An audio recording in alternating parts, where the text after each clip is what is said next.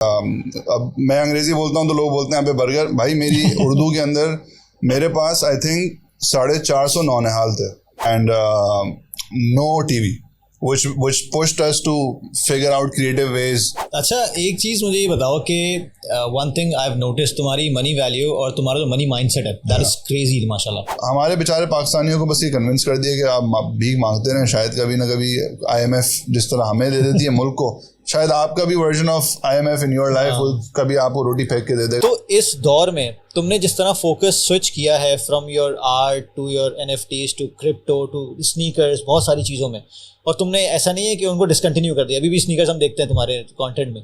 मतलब ये क्या जोन में आऊंगा, नाश्ता करूंगा, दर्द हो, अबे भाई उठ गया तू। सही बात। हो सकता है तू नहीं उठता, नजर वाला तो लगा हुआ है, बट अल्लाह ताला भी तो आपके साथ है, पहली बात तो ये।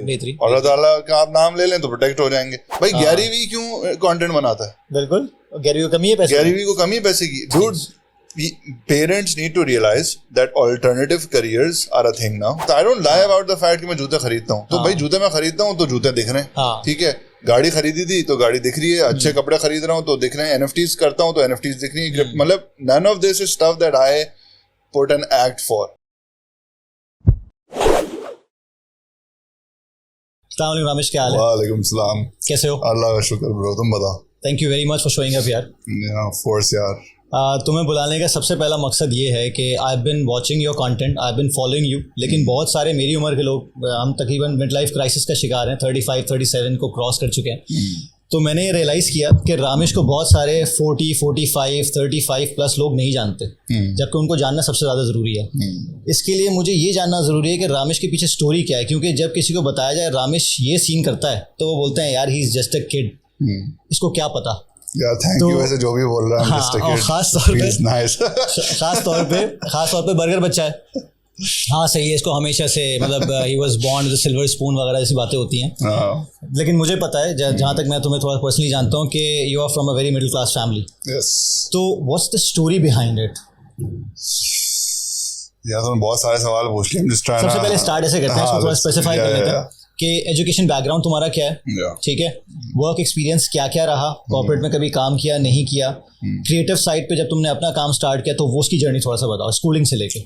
यार सो स्कूल मैंने फैल्कन हाउस ग्रामर स्कूल के नाम से एक स्कूल नॉर्थ नाजिबाद में होता था, वहाँ से मैंने अपनी स्कूलिंग स्टार्ट की। नॉर्मल सा स्कूल था, वो बहुत कोई हाई फाई नहीं था। और बैकग्राउंड में मैं ये बोलूँगा कि my mom and dad were a struggling couple when I was born. Okay. मैं जब छोटा था ऑब्वियसली अब लोग बोलेंगे अरे ये वाली स्टोरी शुरू हो गई कि करोला में स्कूल जाता था। भाई मैं बाइक पे स्कूल जाता था, एक्चुअली वैन में जाता था, क्योंकि जाहिर है बाइक पे अब्बा ऑफिस जाते थे। तो background wise I do feel के I do come from a very very struggling family. But मेरे अम्मा अब्बा ने जो एक बहुत अच्छा डिसीजन लिया वो ये किया कि भाई इनको कुछ भी करके किसी और चीज़ पे पैसा खर्च हो ना हो, अंग्रेजी मीडियम स्कूल में डालना है, इनकी इंग्लिश बेहतर करनी है अपने, मैं और मेरा भाई हम दो बहन भाई, दो भाई हैं, तो इन दोनों की इंग्लिश अच्छी करनी है और मुताले में ना इनको बड़ा पुश करना है। ओके। तो ये मेरे आई थिंक मेरे अब्बा और मेरी अम्मा का बेस्ट डिसीजन था। मतलब communication skills have always been. Yes. तो स्कूल में गए, अब्बा ने बहुत शुरू से हमारे घर के अंदर ये माहौल था कि इंग्लिश की जो है ना वो ऑडियो वो कैसेट्स आती थी, जिसके अंदर वो एक लड़की जो है वो जिस तरह आइल्स वगैरह में होती है कॉन्वर्सेशन, बेसिकली कॉन्वर्सेशनल वाली वो होती है ना, डेली कॉन्वर्सेशन, तो वो पूरे दिन चलती रहती थी। हम सुबह उठते थे तो पहले तिलावत चलती थी रेडियो के ऊपर, और फिर मेरा अब्बा वो कैसेट लगाते थे, तो जब हम नाश्ता कर रहे होते थे तो हमारे घर में वो इंग्लिश के लेसन चल रहे होते थे ना करो। फिर शाम में जब हम वापस आते थे तो मेरे घर अब्बा जब ऑफिस से वापस आते थे तो वो कैसेट चलती थी, और हम तो व्हेन ऑब्वियसली हमारे लिए तो इट वाज लाइक अच्छा ये बस सुनना होता है, हमें क्या पता, क्या हमारे लिए एंटरटेनमेंट थी, प्रोग्रामिंग हो रही थी। सो बाय द टाइम मैं और मेरा भाई उसमें आए कि यार समझना शुरू हो गया, हमारी इंग्लिश अच्छी हो चुकी थी। फिर ऑब्वियसली अंग्रेजी मीडियम स्कूल में डाला, तो मुझे अच्छी तरह याद है कि सारे बच्चों के अंदर ऑब्वियसली और भी बहुत अच्छी अच्छी फैमिलीज के भी बच्चे आते थे, बट हमारा कॉन्फिडेंस इसलिए अच्छा था बिकॉज हमारी कम्युनिकेशन बड़ी अच्छी हो गई थी, क्योंकि हम इंग्लिश बोलते थे, इंग्लिश मीडियम स्कूल में बच्चा इंग्लिश बोल रहा है, एक्सेंट भी है, यहाँ करके बोल रहा है थोड़ा सा, तो लोग बोलते थे अरे यार ये तो नेटिव से सुनते थे, नेटिव के से वो सारे नेटिव। अच्छा, फिर उसके बाद ये कि हमारे घर के अंदर टीवी नहीं था, वी डिडंट हैव टीवी। मेरे घर में टीवी उस वक्त आया जब मैं A-levels में था। सो मेरे लिए ऑब्वियसली एंटरटेनमेंट वाज इधर बाहर जाके क्रिकेट खेलेंगे। मेरी अम्मी बहुत ओवर प्रोटेक्टिव खातून थी, तो हम बाहर नहीं जा सकते थे। तो अब ऑब्वियसली बच्चे बाहर नहीं जा सकते तो घर में या तो घर को आग लगा देंगे सही है, तो अब आग लगाने बचाएं कैसे, तो मेरी अम्मा ने हम लोगों को बुक्स ला के देना शुरू की। My first comic book was when I was 6 years old। मुझे अच्छी तरह याद है कौन सी कॉमिक बुक थी, बिकॉज उसकी वजह से फिर मेरा ड्राइंग का करियर स्टार्ट हुआ। तो 6 साल टिंटिन के नाम से एक सीरीज है पूरी, तो वो भी मुझे अच्छी तरह याद है कि हमारे घर एक रद्दी पेपर वाला आया हुआ था, ठीक है, और अम्मी उसको कुछ पुराने अखबार दे रही थी। उसके रद्दी के ठेले पे बेसिकली, मतलब बैल्कनी थी हमारी, हम ग्राउंड फ्लोर पे रहते थे, तो ठेले के ऊपर ना मैंने वो किताब रखी देखी, तो अम्मी, मैंने उसकी तरफ देखना शुरू किया, तो अम्मी ने मुझे देखा, अम्मी ने बोला चाहिए तुम्हें? मैंने बोला हाँ अच्छी लग रही है। मैं एक्सपेक्ट नहीं करता रद्दी की बातें होंगी। ओ ब्रो, मैं बता रहा हूँ अभी तो मैं बहुत सारी चीजें पता चलेंगी। तो वो अम्मी ने फिर मुझे रद्दी के ठेले से वो बुक लेके दी, एंड बस वो that was my first introduction to comic books. अच्छा, उसके एंड आर्ट। अच्छा, माय अब्बा used to paint, he had a job and everything, but जब वो अपनी जवानी में थे तो he was a brilliant painter. जब मैंने टिंटिन, उस दिन अब्बा जब आया और फिर मैंने अब्बा को टिंटिन दिखाई, तो अब्बा was very fascinated by what Tintin was, because Tintin as an art, अगर आप एज एन आर्टिस्ट देखें तो दे ब्रिलियंट इलस्ट्रेशंस।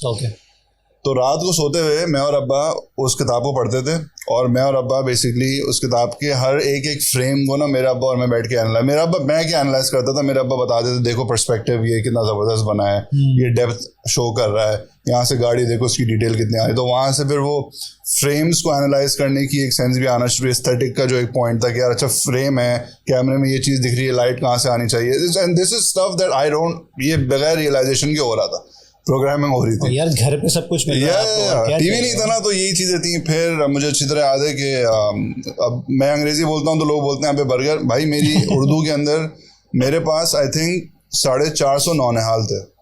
नौनिहाल एक ज़माने में वो रिसाला आता था, एंड मैं बहुत जो है वो रिलीजियसली नौनिहाल को पढ़ता था। अगेन मुताला था, तो अम्मी ने वो ला के देना शुरू किया, मैंने उसके अंदर किताबें पढ़ना शुरू की। उसके बाद फिर उम्र अयार की किताबें आना शुरू हुई घर में।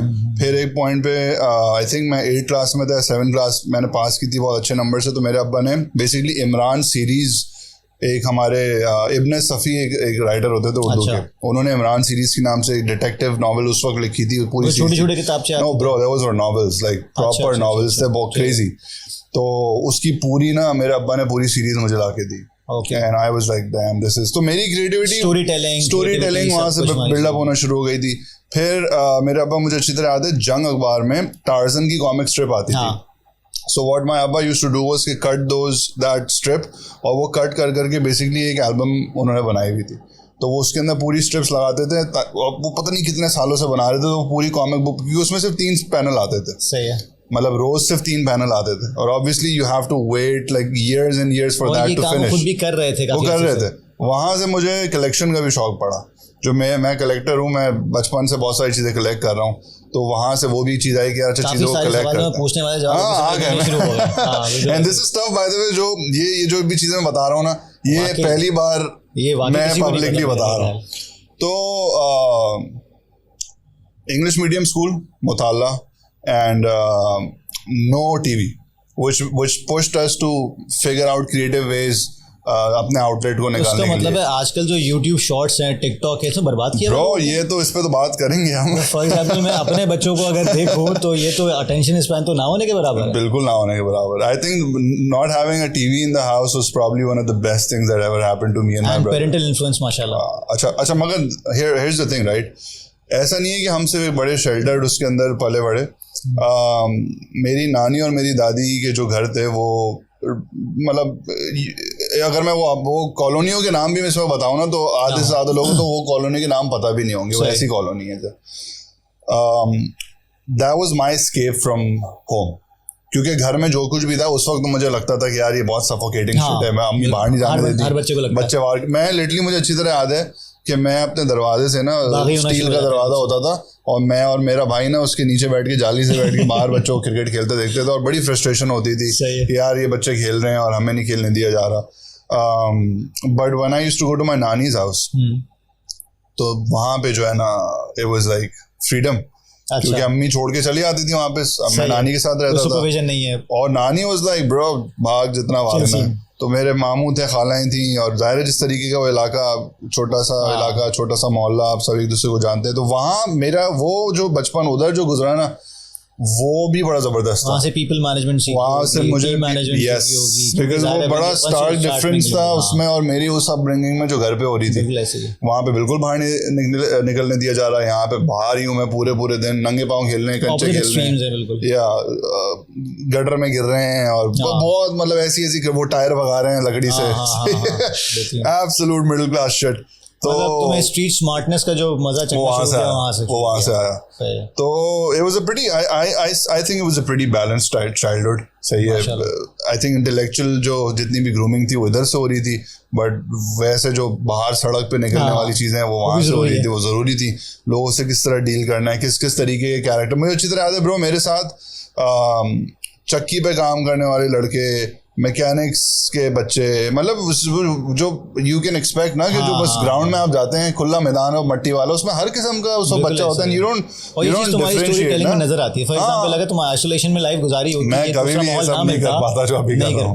और जो एंटरप्राइजिंग स्पिरिट होती है और चीजों को एक्सपेरिमेंट करना होता है, तो वो सारे स्ट्रीट स्मार्टनेस. मुझे मेरे बहुत सारे जानने वाले हैं जो बोलते हैं कि if there was ever a human chameleon, ये बंदा है. Because I am not trying to blow my own horn, but I feel like कि मैं जिसके साथ भी बैठता हूँ, I have the ability to come, मतलब टू देयर लेवल. डाउन नहीं बोलूंगा मैं, बट come to their level. Because मैंने हर स्पेक्ट्रम पे हर किस्म के बंदे के साथ अपने पूरी जिंदगी में डील किया, उनके साथ टाइम गुजारा है. तो बैकग्राउंड ये था भाई स्टडीज का. उसके बाद जब हम जाहिर है फिर जैसे जैसे पढ़ते गए वैसे वैसे अब्बा के माशाल्लाह, he was a hustler as well, और वहीं से मेरा डिसिप्लिन आया. मेरा अब्बा ने कभी ऑफिस की छुट्टी नहीं की. मुझे अच्छी तरह याद है कि अम्मी लड़ जाती थी कभी कभी कि भाई ऑफिस की छुट्टी कर लें. कभी कभी तो अब्बा वाज लाइक भाई काम की छुट्टी. Crazy work ethic, that's where I got my work ethic from. और फिर उनकी जाहिर है जब इतना मेहनत करता है बंदा तो काम वो बेहतर होता गया, काम हालात बेहतर होते गए. फिर अच्छा, इसका मतलब ये father did 9 to 5, right? He was a 9 to 5. I'm the first entrepreneur in my family, and then my dad became an entrepreneur. Okay, ठीक है. इंस्पायर तुमसे हो. यस. तो क्योंकि अक्सर ऐसा होता है कि जब आप पेरेंटल इन्फ्लुएंस में 9 to 5 देख रहे होते हो ना, for example if I talk about my self, my colleagues, सबका यही है क्योंकि हमें पढ़ाया ही इसलिए जाता है अच्छे यूनिवर्सिटी स्कूल से गया तुम अच्छी नौकरी करोगे. लेकिन जहाँ तक तुम्हारे पेरेंटल इन्फ्लुएंस मैंने देखा वो काफ़ी यूनिक है. एक तो ये है कि शुरू से उस एंटरप्रेन्योर माइंडसेट के पीछे जो इन्फ्लुएंसेस थे सारे फादर से आ रहे थे. दूसरा, उन्होंने तुम्हें मेरा नहीं ख्याल कभी फोर्स किया होगा कि यार 9 to 5 में जाओ, या तुम पढ़ रहे हो तो सिर्फ इसलिए कि 9 to 5 करो. ये बहुत बड़ा गैप है वैसे. तो तुमने एक चीज जो बड़ी, मैं अपने अब्बा को क्रेडिट दूंगा. Obviously I have never said this to him because वो एक मिडिल क्लास में पता है ना, अब्बू साहब ऐसे बात नहीं कर सकते. ऐसे ही है. But I think the kind of background I came from, उस बैकग्राउंड के अंदर रहते हुए for my dad to have enough perception कि उन्होंने बोला यार बच्चों को फोर्स नहीं करना है, वाज एब्सोल्युटली टाइम में we are talking about 90s. मतलब मैं अपने अब्बा को बहुत क्रेडिट देता हूँ. आई डोंट नो कि किस तरीके से उन्होंने उस अर्ज को रोका कि नहीं बेटा तुम्हें इंजीनियर ही बनना है. भाई आज तक नहीं रोक पाए लोग. आज तक नहीं. For example the fathers like me, मैं कभी उन लोगों को देखता हूँ तो वो जिस तरह डिक्टेट कर रहे हैं चीज़ों को, उनको समझ में नहीं आ रहा वो क्या कर रहे हैं अपने बच्चों के साथ. काम के अंदर मुझे अब्बा ने कभी नहीं बोला कि यार, ऑब्वियसली रिजर्वेशंस थी. जब पहली बार मैंने स्विच मारा, पहली बार मैंने बोला मुझे मैंने से बैचलर्स किया. I haven't done my masters CBM से. अच्छा, अब वो भी बताऊंगा, लोग बोलेंगे अरे इतनी महंगी यूनिवर्सिटी है तो जाता होगा करोला में. तो actually let me explain this first. Aahista Aahista अब्बा के काम बेहतर हुआ, हमारे फाइनेंशियल हालात बेहतर हुए, फिर मैंने कमाना शुरू किया. और CBM was obviously a very very big investment for my dad. तो मुझे ये पता था कि भाई CBM में आने के बाद ना ये मैंने तय कर लिया था कि मुझे जॉब तो नहीं करनी. उसकी वजह ये है कि because I knew that I have to pay this back to my family. ठीक है, अब वो पैसे ऐसे नहीं दूँ तो उनका स्टेटस बढ़ा दूँ. I invest back in my house, और वो चीज़ 9 to 5 से तो नहीं होगी। अगर एक्सपोनेंशियल वेल्थ बनानी है, जैसे एंड्रयू टेट कहता है मैट्रिक्स से बाहर आना है आपको, तो आप जो है ना एक्सपोनेंशियल 12 साल मैट्रिक्स में रह के देखिए। तो बस वो I think my dad I have always taken that as a favour कि मेरे अब्बा ने मुझे एक ऐसी यूनिवर्सिटी में डाला जो कि बहुत अमीरों की यूनिवर्सिटी थी, उसमें बहुत अमीर लोग थे। वहाँ पे मुझे जो पर्सपेक्टिव्स मिले दे वर अमेजिंग। एंड देन उसके बाद से आई मेड द पॉइंट कि भाई मुझे आई have to pay this back. CBM से पहले तुमने कमाना शुरू कर दिया था? सीबीएम से पहले मैंने कमाना शुरू कर दिया था। तो मतलब खुद भी इन्वेस्ट किया तुमने अपनी स्टडीज में? ऐसा नहीं? नहीं, मैंने इन्वेस्ट नहीं किया। ये स्ट्रेट अप बात है। मैंने कभी अपने सेमेस्टर की फी नहीं दी। मैं बोलूँ मैंने बड़ा स्ट्रगल किया। That was all my dad. But after CBM, I don't think You did not work at all with any company? No, अच्छा CBM के बाद मैंने 2 नौकरियां की हैं। अच्छा। एक 2 महीने के लिए की थी और एक 6 महीने के लिए की थी। नोटिस पीरियड भी पूरा नहीं किया? ना 2 महीने बाद वाली चीज में भी मैं समझ गया था कि नहीं यार ये बस। तो वो किस तरह की जॉब्स थी? क्रिएटिव जॉब्स थी? हाँ, वो पहली जो नौकरी थी मेरी, और वो भी नौकरी इसीलिए थी ऑल्दो मेरा काम चल रहा था, मैं पैसे कमा रहा था। मैं पाकिस्तानी रुपयों के अंदर तो already by the time I graduated millionaire बन चुका था। एक्चुअली मल्टी मिलियनर बन चुके थे हम, मैं और मेरे दोस्त जो हम साथ काम कर रहे थे। बट फिर भी घर से एक वो था कि भाई पढ़ाई की है तो नौकरी का क्या सीन है। तो बस ये सीन पे डिस्कशन शुरू ही हुआ था कि I got an offer from company जहाँ पे मेरे एक 2 जाने वाले काम करते थे। उन्होंने बोला यार you doing a great job whatever creative stuff you doing, तो हमारे पास जो है वो ये पोजीशन खाली है, तुम आ जाओ। मेरा ऑब्वियसली उस वक्त क्योंकि दिमाग इतना नहीं बना था, डेवलप नहीं हुआ था, तो आई वाज लाइक यार हो सकता है ये जो मैं बिजनेस कर रहा हूँ ये शायद कल बंद हो जाए, तो चलो जॉब करके देख लेते हैं। वही जॉब सिक्योरिटी वाली चीज आ जाती है ना। वो नया बच्चा था ना, तो फिर सोसाइटल प्रोग्रामिंग भी होती है ना कि यार अब सीबीएम से पढ़ा है तो डेफिनेटली नौकरी तो होनी चाहिए। नौकरी तो होनी चाहिए। मगर बस 2 महीने के अंदर मुझे रियलाइज हो गया कि यार ये नहीं करना। उसके बाद I came back to a job after a few years. वो भी ऐसी थी, वाज एन इनक्रेडिबल ऑफर। वही the money on the table was great, which is why I took that job. वो यही था कि उस टाइम के लिहाज से वाज ग्रेट, और साइड पे पैसे बन रहे थे। आई वाज लाइक चलो एडिशनल पैसे ट्राई कर लेते हैं। और वो जो फील्ड थी वो they had given me full control over. Basically एक मीडिया कंपनी थी, और उसके अंदर मीडिया कंपनी वो उस वक्त आर्टिकल्स लिखे जाते थे, ब्लॉग वाली कंपनीज होती हैं सर, मैंगो बास पढ़ लो टाइप, ठीक है। तो वीडियो वाज कमिंग अप, तो दे वर लाइक कि पूरा वीडियो का डिपार्टमेंट ना आपको हम दे देते हैं, सही है, आप इसको बिल्ड करें, आप इसको बनाएं, रन करें। तो for me that was kind of like a business thing, authority थी। But 6 months into that I realized they were absolute idiots. क्योंकि फिर वो बस वही था। हाँ, वो उनको मुझसे इनसिक्योरिटीज होना शुरू हो गई थी कि ये तो स्टार बनना शुरू हो जाएगा। Welcome to the corporate world. मैंने बोला अच्छा ठीक है, बन जाता हूँ स्टार में। फिर मैं बन गया स्टार। मैंने bros meet the world start किया। Totally relate. Yeah and the funny thing is, so my first introduction into the content thing was Bros Meet the World, video content, right? I had pitched Bros Meet the World to them. Okay, and they turned it down. They turned it down. I was like ठीक है, फिर मैं खुद बना लेता हूँ। And then there was no turning back उसके बाद। जबरदस्त। अच्छा, एक चीज मुझे ये बताओ कि one thing I have notice, तुम्हारी मनी वैल्यू और तुम्हारा जो मनी माइंडसेट है दैट इज क्रेजी माशाल्लाह, जो कि होना चाहिए लेकिन है नहीं, क्योंकि हमें सबसे ज्यादा जरूरत इस माशरे में पैसों की है, और पैसा हमारे लिए ईविल है, जरूरत भी उस चीज़ की है। अभी रिसेंटली तुम्हारा यार हमें show, it's been a great show माशाल्लाह, मैंने पहली एपिसोड देखी इरफान जुनेजो के साथ। एक चीज़ जहाँ मैं भी हिल गया, मैं गाड़ी में सुनता हुआ जा रहा था, जुनेजो ने तुमसे सवाल किया कि यार 1 घंटे में सबसे ज़्यादा पैसे ज़िंदगी में तुमने कितने कमाए? तो यू सेड $80,000 USD की बात हो रही है माशाल्लाह। तो एक मिडिल क्लास फैमिली से, एक जॉब से, फिर मतलब फॉर एग्जांपल तुमने कहा मल्टी मिलियनर बन गया था मैं, लेकिन $80,000 ये समझ लो कि एक जो अच्छा बैंकर होता है ना, CEO भी हो गया, उसकी साल की तनख्वाह भी नहीं होती इतनी, एंड यू मेड इट माशाल्लाह 24 hours। ये क्या स्टोरी है? मैं हिल गया था, मैं चाहता हूँ कि भाई लोग भी हिले कि यार इसकी स्टोरी क्या है यार। देखो मेरा थोड़ा सा एक मानना ये है कि अच्छा, before I say that, I think जो लोग मुझे शुरू से फॉलो कर रहे हैं उन्होंने देखा होगा कि मैंने 10-12 चीज़ों में टांग अड़ाई हुई है। मैं ये भी करता हूँ, मैं वो भी करता हूँ, and I pivot a lot, right. अच्छा, for me, for a lot of people it's chaotic कि यार ये किस चीज़ में है।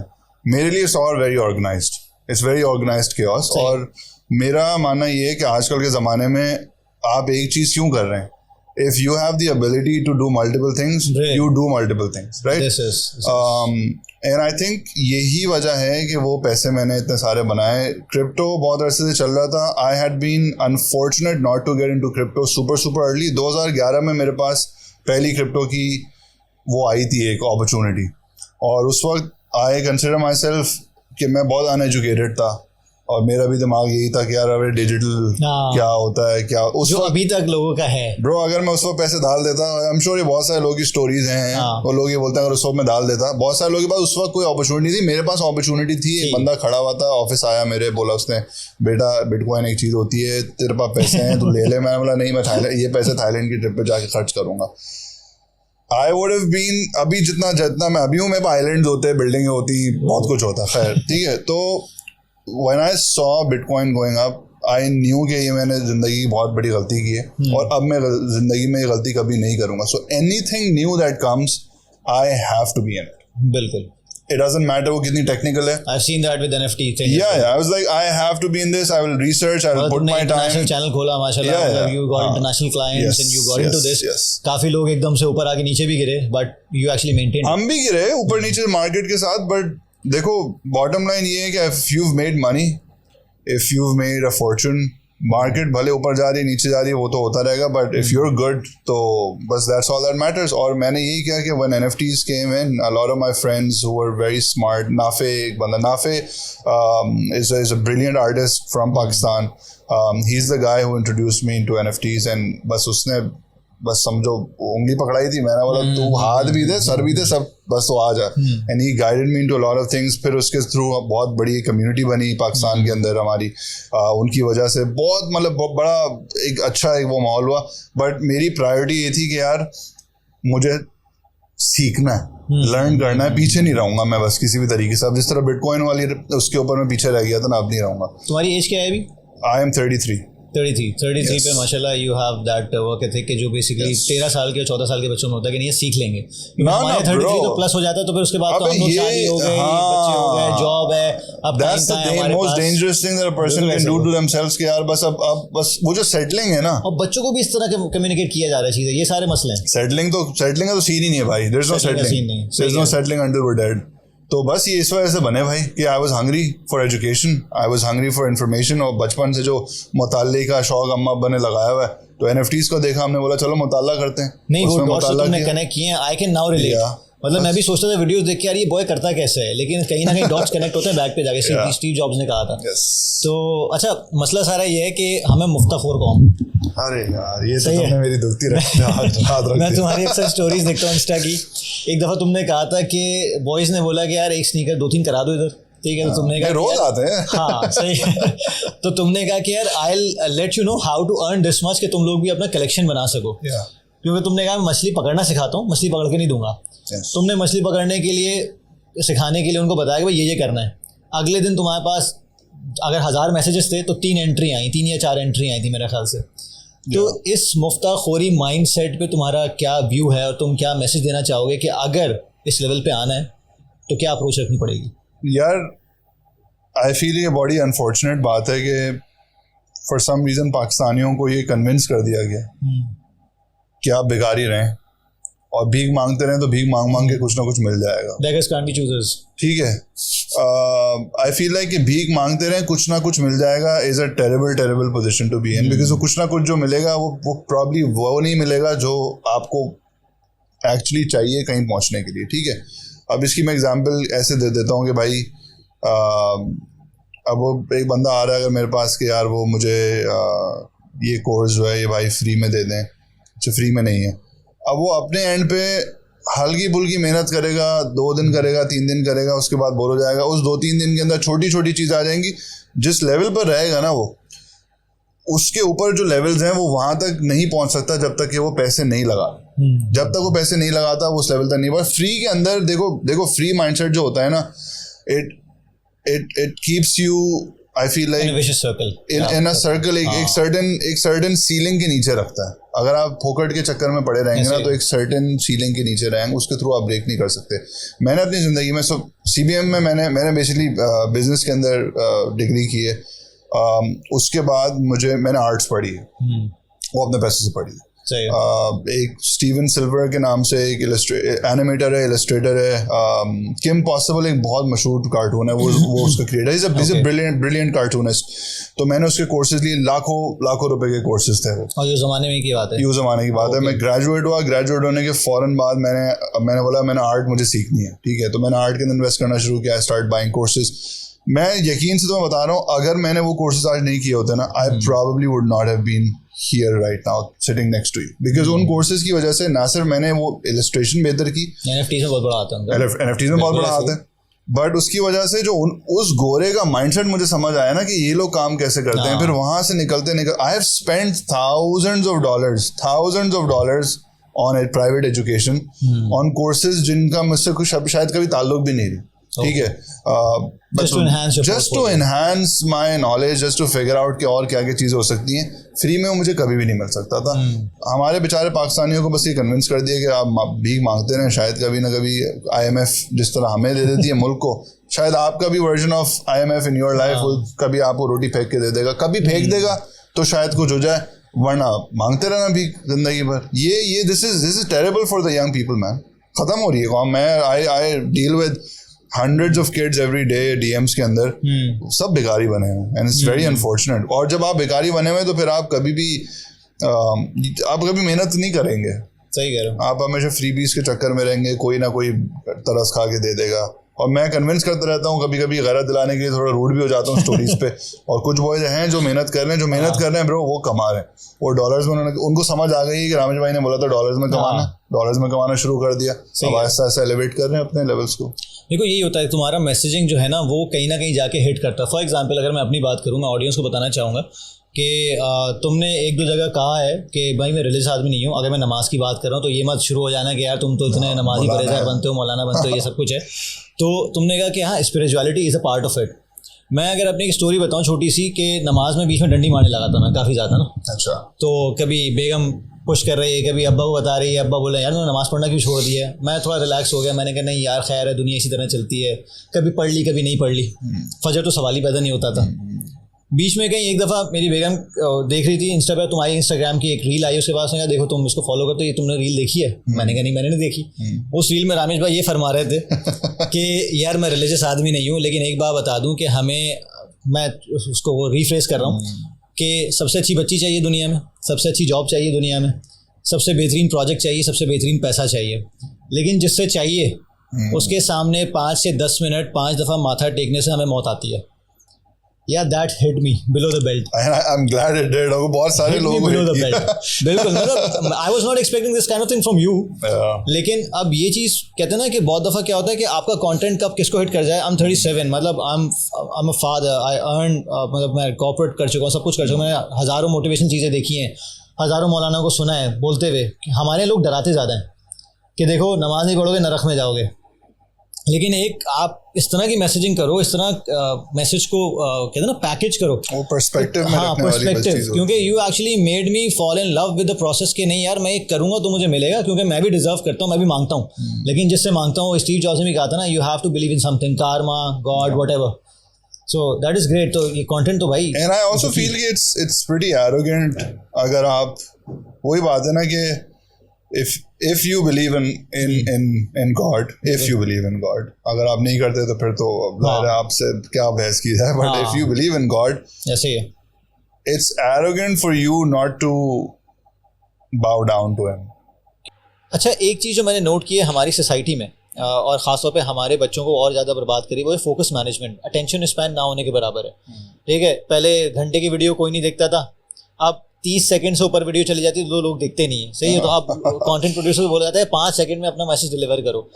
तो इस दौर में तुमने जिस तरह फोकस स्विच किया है from your art to your NFTs to crypto to sneakers, बहुत सारी चीज़ों में, और तुमने ऐसा नहीं है कि उनको डिसकंटिन्यू कर दिया, अभी भी स्नीकर्स हम देखते हैं तुम्हारे कंटेंट में। तो ये फोकस शार्पन करने का या होन करने का कोई ऐसा तरीका या कोई ऐसी अप्रोच जो तुम चाहोगे कि मेरी उम्र के लोग या फिर जो यंगस्टर्स आने वाले, फोकस मैनेजमेंट पे किस तरह काम किया जाए? यार 2-3 चीज़ें हैं। पहली चीज़ तो ये है कि आई feel like when people see my content, शायद कुछ लोगों को ये लगता है कि यार मैं, it's a thing that I picked up, right, कि कोई थीम है, चल रहा है, वायरल हो रहा है तो मैंने बनाना शुरू कर दिया। What people don't realise is कि test and This is stuff. No, this is stuff that I do in my real life. Okay मैं सोशल मीडिया पे ना बहुत ऑनेस्ट हूँ. मतलब जितनी चीजें मैंने दिखाई हैं वो मैं जिंदगी में वैसे ही हूँ. वरना तुम कंटिन्यू कर नहीं सकते ना. वरना नहीं कर सकता. I don't lie about the fact कि मैं जूते खरीदता हूँ. तो भाई जूते मैं खरीदता हूँ तो जूते दिख रहे हैं. ठीक है. गाड़ी खरीदी थी तो गाड़ी दिख रही है. अच्छे कपड़े खरीद रहा हूँ तो दिख रहे हैं. NFTs करता हूँ तो NFTs दिख रही है. मतलब none of this is stuff that I put an act for. Which is why मेरे लिए एक तो ये चीज नेचुरल है. मतलब भाई सीधी सीधी बात है. मैंने जब फ्रीलांसिंग जब मैं करता था तो मैंने लोगों को बताया फ्रीलांसिंग के बारे में. जब मैंने स्नीकर्स रीसेल करना शुरू किए मैंने लोगों को बताया स्नीकर्स रीसेल करने के बारे में. बहुत सारे लोग बोलते हैं भाई तू ये भी करता है वो भी करता है. हाँ करता हूँ. पहली चीज तो ये. तो ये ऐसा नहीं है कि any of that is just me trying to pretend that I'm trying to do this. सब रियल है. पहली चीज. दूसरी चीज ये जहाँ तक कि फोकस की बात है. देखो यार मेरा ना I have a certain financial goal. ठीक है. और जब तक वो गोल हिट नहीं होता मेरे लिए anything that I do is just going towards that. तो मैंने ना एक बहुत ओवर आर्चिंग थीम रखी हुई अपने लाइफ के अंदर. मुझे $100 million बनाना है. I'll be upfront. मुझे अगले 10 साल में $100 million बनाना है. ठीक है. अब मेरे लिए अगर it's very hard for me to explain कि फोकस कैसे आता है कैसे नहीं आता. बिकॉज मैं जब रोज उठता हूँ तो मुझे ख्याल आता है कि मुझे $100 million बनाना है. Goal is clear actually. Goal clear है ना. तो $100 million बनाने हैं तो आज वीडियो बनाना जरूरी है. बिगर पिक्चर क्लियर है ना. Now you are thinking about next 5 or 10 years. या आई एम नॉट थिंकिंग कि आज के दिन में वीडियो व्यूज कितने आने मुझे. और फिर उसके मैंने ब्रेक डाउन किया. मैं भाई अगर मैं इंस्टाग्राम के ऊपर 8 वीडियोस डालूंगा एक महीने के अंदर. 8 वीडियोस से एक्सपेक्टेड इतने लोगों को रीच पहुंचेगी. इतने लोगों को रीच पहुंचेगी तो उससे एक्सपेक्टेड दूसरी जगह पे इतना कन्वर्जन आएगा. उसकी वजह से मैं यहाँ पे लेवरेज कर सकता हूँ. एक पूरा स्ट्रक्चर बना हुआ है. उसके अंदर obviously there are open parts. यार कोई नई चीज आई. अब AI आया. मैंने AI के बारे में बात की. ऑब्वियसली रिलीजियसली फॉलो नहीं किया. AI के ऊपर वीडियोस बनाई. लोगों को बता दिया भाई इस चीज पर काम कर लो ये चीज कर लो. AI से चैनल्स बन सकते हैं. जितना मुझे समझ आया जितना मैंने रिसर्च की मैंने बता दी. अब हमने खुद भी उस पर काम कर लिया. I don't have to show it to people. पीछे चल रहा है उससे पैसे कमा रहे हैं हम. तो this is all just for me. It's like कि भाई मुझे $100 million बनाना है. It's very clear. मैं सुबह उठता हूँ मुझे बहुत सारे लोगों का मैंने देखा है जोन में आने की जरूरत होती है. Dude for me if I woke up motivation की जरूरत होती है भाई. क्यों मैं भाई अभी मैं गाली बकने वाला था. सॉरी बहुत इंटेंस हो रहा है. भाई अल्लाह ताला ने आपको सुबह उठा दिया ना. सुबह जागे हो. You got another chance. भागो अपने गोल की तरफ.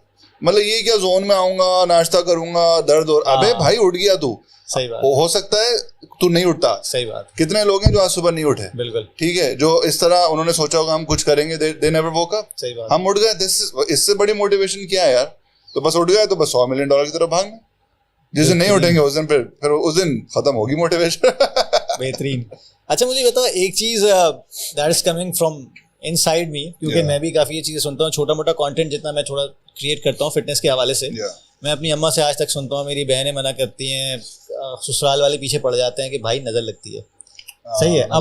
अब सिंपल सी बात है कि मैं डिनाई नहीं करता ना तुम डिनाई करते हो. डेफिनेटली ये चीज़ एक कुरान में मौजूद है तो हम उसको डिनाई नहीं कर सकते. मेरा पर्सपेक्टिव हमेशा से ये है कि देखो एक कमर्शियल एंगल होता है चीज़ का. जब दिखेगा तो बिकेगा. ब्रांड जिस पे काम कर रहे हैं. ठीक है. फॉर एग्जाम्पल अगर मैं एक सर्टेन इंडस्ट्री में काम कर रहा हूँ और अपने आपको शो ऑफ और शो केस नहीं कर रहा तो how will I be able to sell my stuff. और sell is not about only the transaction.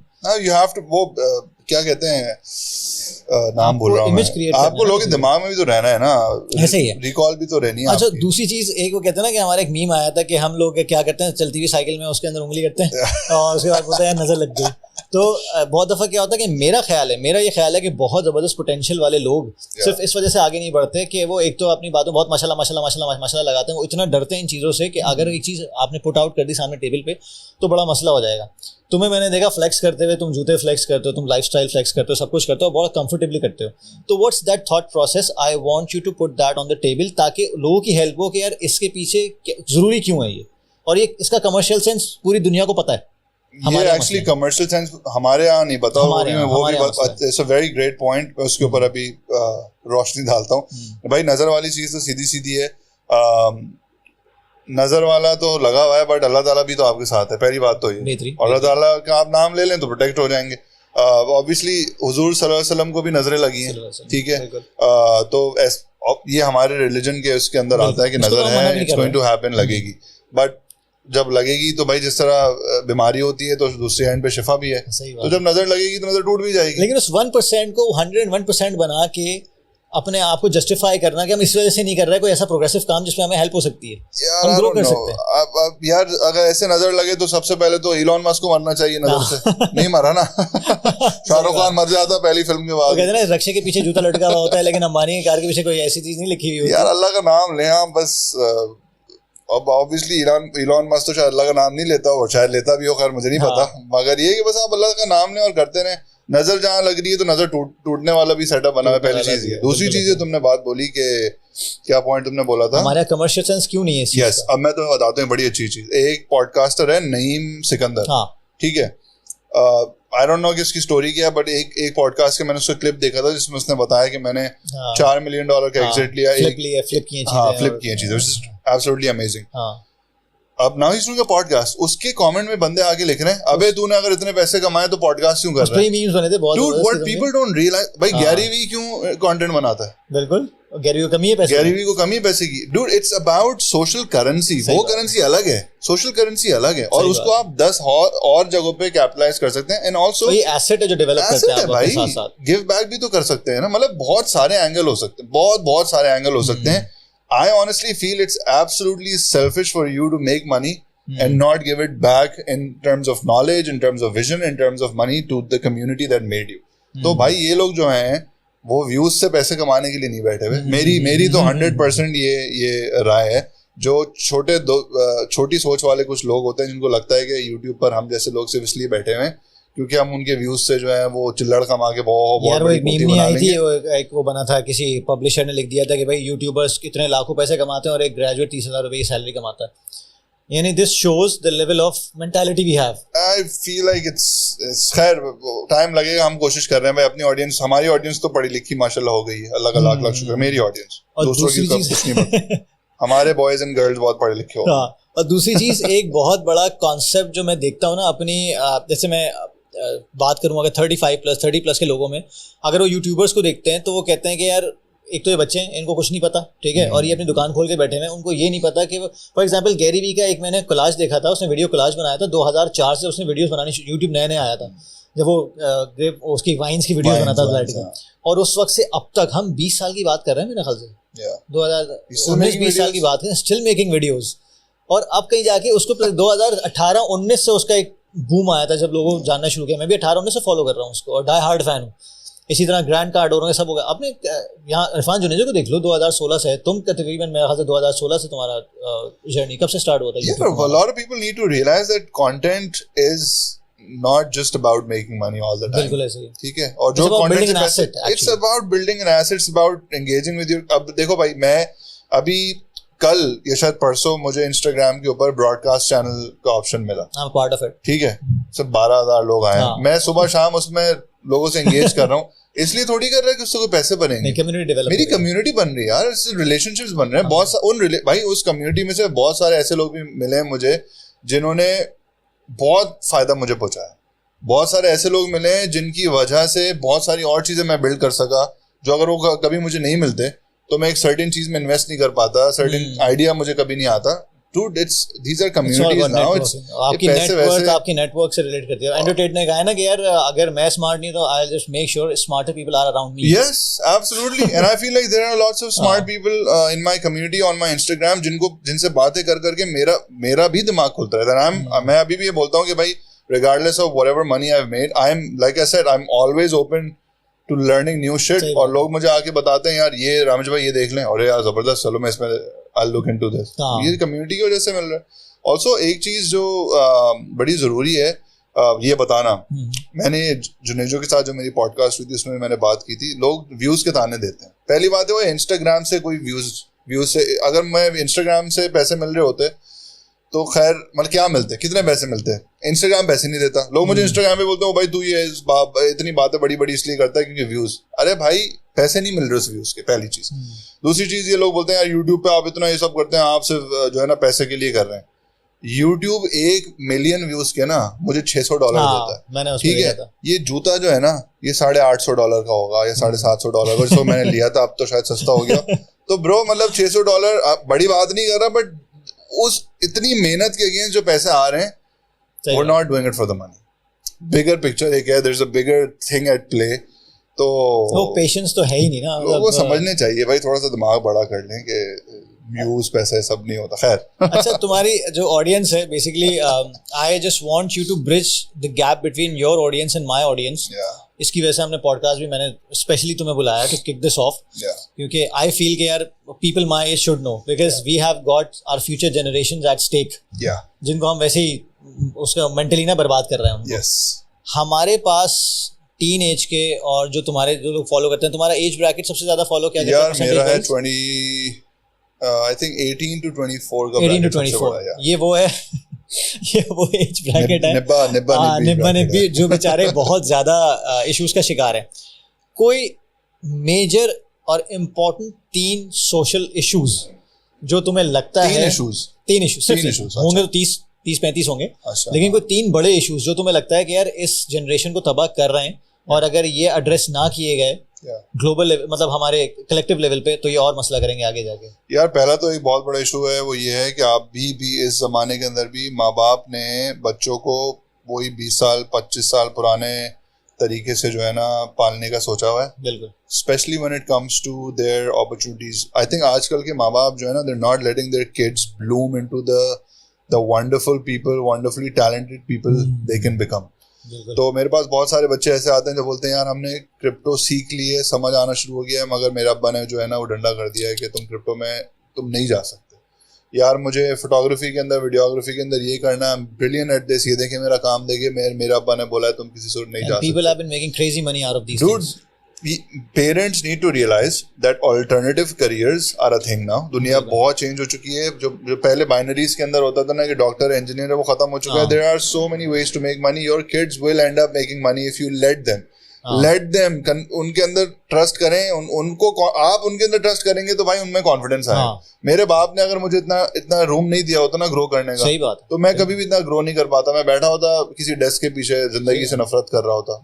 My dad, my middle class family had the insight to trust me कि यार बच्चा smart है, इसको ढील देते हैं, सही है, देखें कहाँ तक जाता है। और ढील दी, ऑब्वियसली बच्चों की भी जिम्मेदारी है कि ढील नहीं तो ये नहीं कि आप छलांग मार लें खाई के अंदर। कहते हैं ना, मेरे फादर कहते हैं कि खिलाओ सोने का वाला, देखो औकाब की नजर से। हाँ, वो ऐसी औकाब की नजर थी ब्रो। मैं तो भाई हैंगरों से, चप्पलों से, स्त्रियों से, हर चीज से पिटे भी हैं, ठीक है, सब कुछ हुआ है। तो एक तो प्रॉब्लम ये है कि kids are ready, there are lots of talented kids. Parents need to realise that कि यार बच्चों को ढील देनी चाहिए, और 21वीं सदी के हिसाब से अपने थोड़े से पेरेंटल जो कंट्रोल्स है ना वो चेंज करने चाहिए। पहली चीज तो ये। दूसरी चीज जो है वो ये है कि टीवी ना होना मेरे लिए इसलिए अच्छा था क्योंकि मैंने इंडियन मूवी देखी नहीं थी बचपन में, तो मुझे किसी मोहब्बत ही नहीं हुई। सही है, जब मोहब्बत हुई वो खैर बड़ी आगे होके हुई, वो उसके भी मसले थे, बट उस वक्त थोड़ा बहुत सेटल हो गया था दिमाग। इतने छोटी सी एज में जब बच्चों को ये सब होना होता है ना, मोहब्बतें और प्यार मोहब्बत और ये मेरी जान, ये खत्म होना बहुत जरूरी। Because when you're like 12-13 and you're trying to get into a relationship, bro, आप बने ही नहीं उस वक्त, आपका दिमाग ही नहीं बना है, ठीक है। उस लेवल पर जो डैमेजेस आपकी पर्सनालिटी में होंगे ना, they will carry on for so long, emotional baggage आगे तक चलेगा, वो खत्म कर देगा आपको, ठीक है। किसी भी तरीके से ना बच्चों को ये समझ लेना चाहिए कि भाई अगर आंख मटक के करने, इश्क आशिकियां करनी है, पहले थोड़ा सा दुनिया को समझ जाओ, देख लो दुनिया, थोड़े से पैसे कमा लो, अपने आप पर काम कर लो, उसके बाद करो। Because if you are somebody who doesn't really know who he is और शी इज, आप गलतियां ही करेंगे जब आप इस तरीके के एक्सपीरियंसेस के अंदर जाएंगे। दूसरी चीज ये, और तीसरी चीज भाई कंफर्ट जोन्स। कंफर्ट जोन का बहुत बड़ा प्रॉब्लम है। बैठे बैठे मिल जाए, बस बैठे बैठे मिल जाए। बैठे बैठे मिलने वाली ये दौर है, लेकिन उसके लिए भी जो हासिल करनी है थोड़ा बहुत तो करना पड़ेगा ना यार, थोड़ा बहुत करना पड़ेगा। आई फील लाइक माँ बाप जो है, और आई थिंक शायद ये मेरे पहले वाले पॉइंट से कुछ जगहों पे कॉन्ट्राडिक्ट करेगा कि मैं ये भी बोल रहा हूँ माँ बाप को भाई ढील दें और उसको जाने दें, बट कंफर्ट जोन भी तोड़ें। But it also kind of make sense के ज़ाहिर हजारों किस्म के लोग हैं ना, हजारों तरह तरीके के पर्सपेक्टिव्स हैं। कुछ बच्चे उन कंफर्ट जोन के अंदर बहुत सेटल हो गए, यार बाप कमाता है ना पैसे, कमाता रहेगा, ठीक है यार, देख लेंगे, कर लेंगे, चल हो जाएगा। ब्रो ये तोड़ना पड़ेगा। just even if you're not making like millions of dollars at the age of 17, you should be studying, you're researching, you should be putting time into yourself that will set you up to make millions of dollars when you're like in your 20s in your 30s. वो अपने ऊपर काम करना बहुत जरूरी है. ये 3 चीजें हैं और मैं इन्हीं 3 चीजों के ऊपर I think यहाँ तो लोग 30-35 साल तक बड़े नहीं होते भाई. नहीं होते यार, नहीं होते, बिल्कुल नहीं होते, ऐसी बात है. अभी रिसेंटली मुझे अच्छी तरह याद है, अगर मैं फॉर एग्जांपल एक छोटी सी मिसाल दूं कि फिटनेस कोचिंग अगर करता हूँ पैन पाकिस्तान अगर होती है, तो एक मेरा क्लाइंट लाहौर में, he is 44 years of age, सही है, HR manager for multinational company. तो उनसे मैंने बात की कि यार आपकी स्ट्रेंथ अच्छी हो गई है तो एक पुल अप बार खरीद के लगा लो अपने घर पे. तो you know what he replied, उसने कहा नहीं यार आई कांट डू दैट क्योंकि मेरे फादर नहीं मानेंगे. अरे यार, he had 3 kids, 44-year-old और एम्प्लॉयड. तो ये सीन है हमारा कि हमारा तो 44 बच्चे को बड़ा नहीं होने दिया यार. जाता. वो फिर जो लड़कियां ट्विटर के ऊपर शोर मचा रही होती हैं कि पाकिस्तानी मर्द जो हैं वो कभी भी गुगू गागा से आगे नहीं निकलते हमेशा. It's true. तो सही है फिर. हाँ सही तो है फिर. I do agree. मेजॉरिटी है, क्योंकि मैं जब ये चीजें देखता हूँ अपने इर्द गिर्द, definitely I have evolved out of that thing. और मैं अपने बच्चों को इस तरह वो कर रहा हूँ कि भाई ये लोग हमेशा बच्चे ना रहे. मैंने तो अपने बेटे को बोल दिया कि बेटा 15 साल की उम्र में ना मैं तुझसे पैसे मांगना शुरू कर दूंगा, मेंटली रेडी रह. सही है, ये नहीं कि मैं तुझे बिठा के खिला रहा हूँ. नहीं तो ये 3 प्रॉब्लम्स ही हैं यार. इनके ऊपर आई थिंक मेरा जो कंटेंट जनरली वो इसी के अराउंड घूमता भी है. बिल्कुल ऐसे किसी ना किसी फॉर्म में. ये 3 प्रॉब्लम सॉर्ट आउट हो जाते हैं तो I think you are good. अच्छा एक चीज़ मुझे बताओ कि क्रिएटिव बंदा जो होता है, क्रिएटिव बंदा इनबॉर्न होता है या ये क्रिएटिविटी एक लर्न स्किल है जो कि लोग समझते हैं कि नहीं यार ये बंदा नेचुरली ऐसा है, जैसे सेल्स वाले को बोला जाता है नेचुरली सेल्स वाला है यार. आई फील लाइक ये ऐसी चीजें हैं जैसे तुमने फॉर एग्जाम्पल तुम्हारी बात कट कर रहा हूँ कि तुमने पेरेंटल इन्फ्लुएंस का मुझे बताया, इससे मुझे ये अंदाज़ा हुआ कि अगर वो स्ट्रीक तुम्हारे अंदर होती भी तो अगर गाइड ना किया जाता या वो स्किल डेवलप ना की जाती तो वो नहीं हो सकता था, वो ग्रूम नहीं कर सकते तुम उस तरीके से. तो इसका मतलब इट्स अ लर्न स्किल.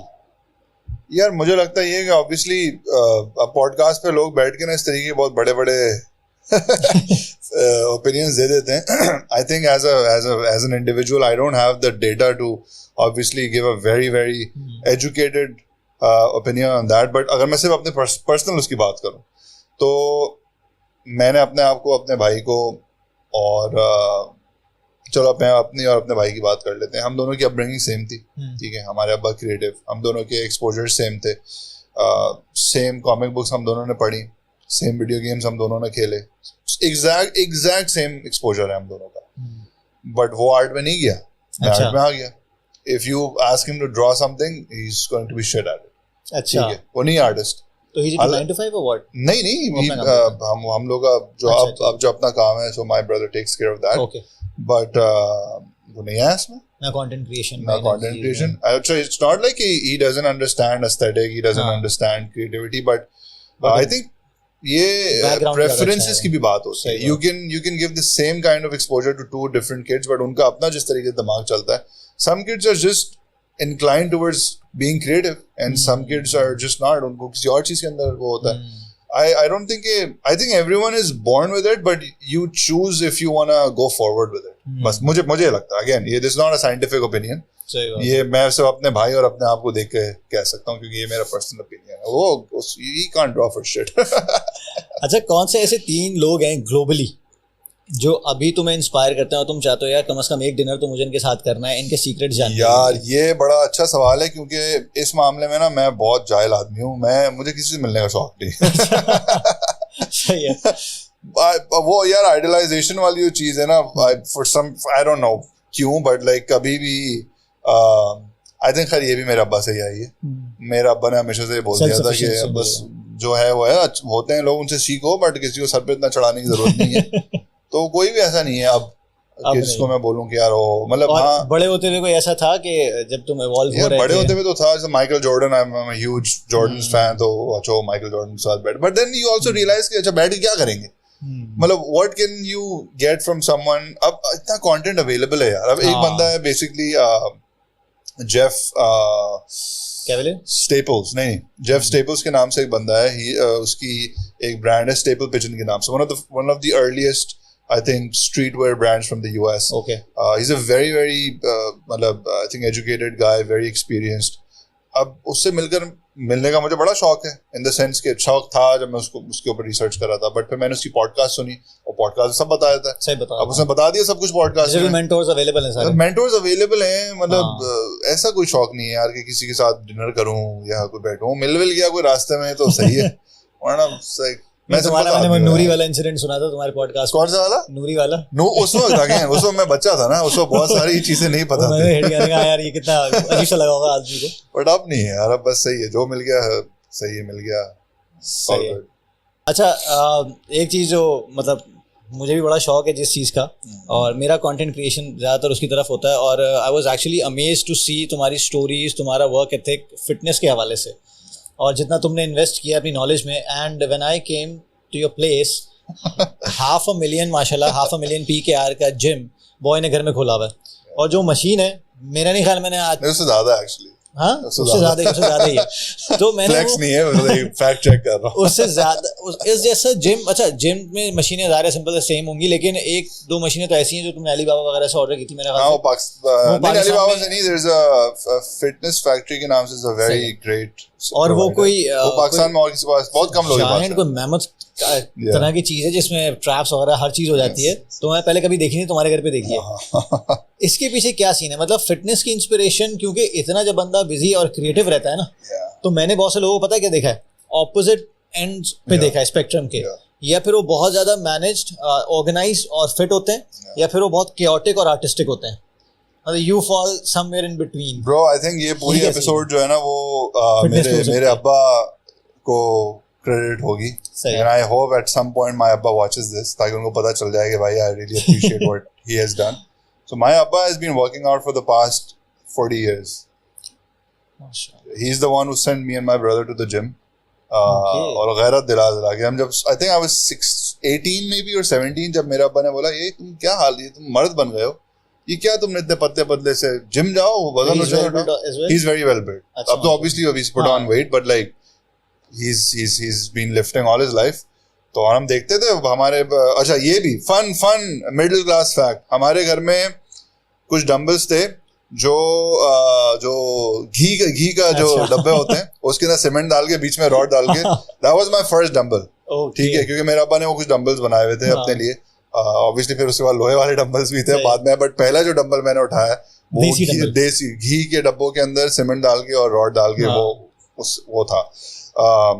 तो when I was 17-18 my अब्बा was like कि भाई बस टाइम आ गया, उठो अब जिम जाओ। अच्छा जिम क्या, अच्छा जिम जाओ, और बस जो भी बस जिम जाना लाजमी है। And because we had been seeing him working out, भाई अब 9 to 5 वाला आदमी है, he would wake up early in the morning and finish his workouts. हमारे घर में बेंच थी, बारबेल्स थे, सब कुछ था, पुलअप्स शुलअप्स करते, उस वक्त समझ नहीं थी हमें, बट हम देखते आ रहे थे, दिमाग में था कि अच्छा रोज होता है। नहीं, I can totally relate. Yeah, and then when Abba sent us to the gym, बस जिम गए हम, उसके बाद फिर हमने बोला यार अच्छा तो अच्छी लग रही, because I was very skinny. Okay. मैं इतना ही लंबा था, मैं शायद 15 साल की उम्र से इतना ही लंबा Okay. मगर मैं ऐसा 1.5 पसली था ना कि तुम अगर हू करोगे ना तो मैं ये उड़ता हुआ जाके कहीं पीछे दीवार से चिपक जाऊँ। तो ऑब्वियसली जब वो आपको नजर आना शुरू होता है कि यार वो अच्छा, बस फिर वहां से जब शौक चढ़ा, फिर obviously it just became a part of my life, it feels good, that's my release, मेरी थेरेपी है। एंड आई आल्सो फील कि यार जब आप इतना काम करते हैं तो आपको डी स्ट्रेस भी करता है, सिंपल सी बात है। And if you want to live longer, देखो मुझे $100 मिलियन तक अगर जाना है और अगर मैं बीमार हो गया लाइफ भी तो चाहिए, तो मैं नहीं जा सकता, और अगर उसके बाद बीमार हो गया तो फिर क्या फायदा। Same is the case. मैं अक्सर लोगों को यही बोलता हूँ कि बिगर पिक्चर जो तुमने बात की ना, एक कंसिस्टेंसी, दूसरा बिगर पिक्चर, ये दोनों बड़ी मुश्किल चीज़ें हैं, क्योंकि वो कहते हैं ना कि आपको अभी नजर नहीं आ रहा है इसका रिजल्ट, लेकिन आप इतने ज़्यादा वर्कोहॉलिक हो गए, वर्कोहॉलिज्म में आपने ये हाल कर दिया कि आपका लोअर बैक पेन शुरू हो गया है, आपने एम्पायर खड़ा कर लिया, लेकिन उस एम्पायर को खाने के लिए आपके पास फायदा क्या?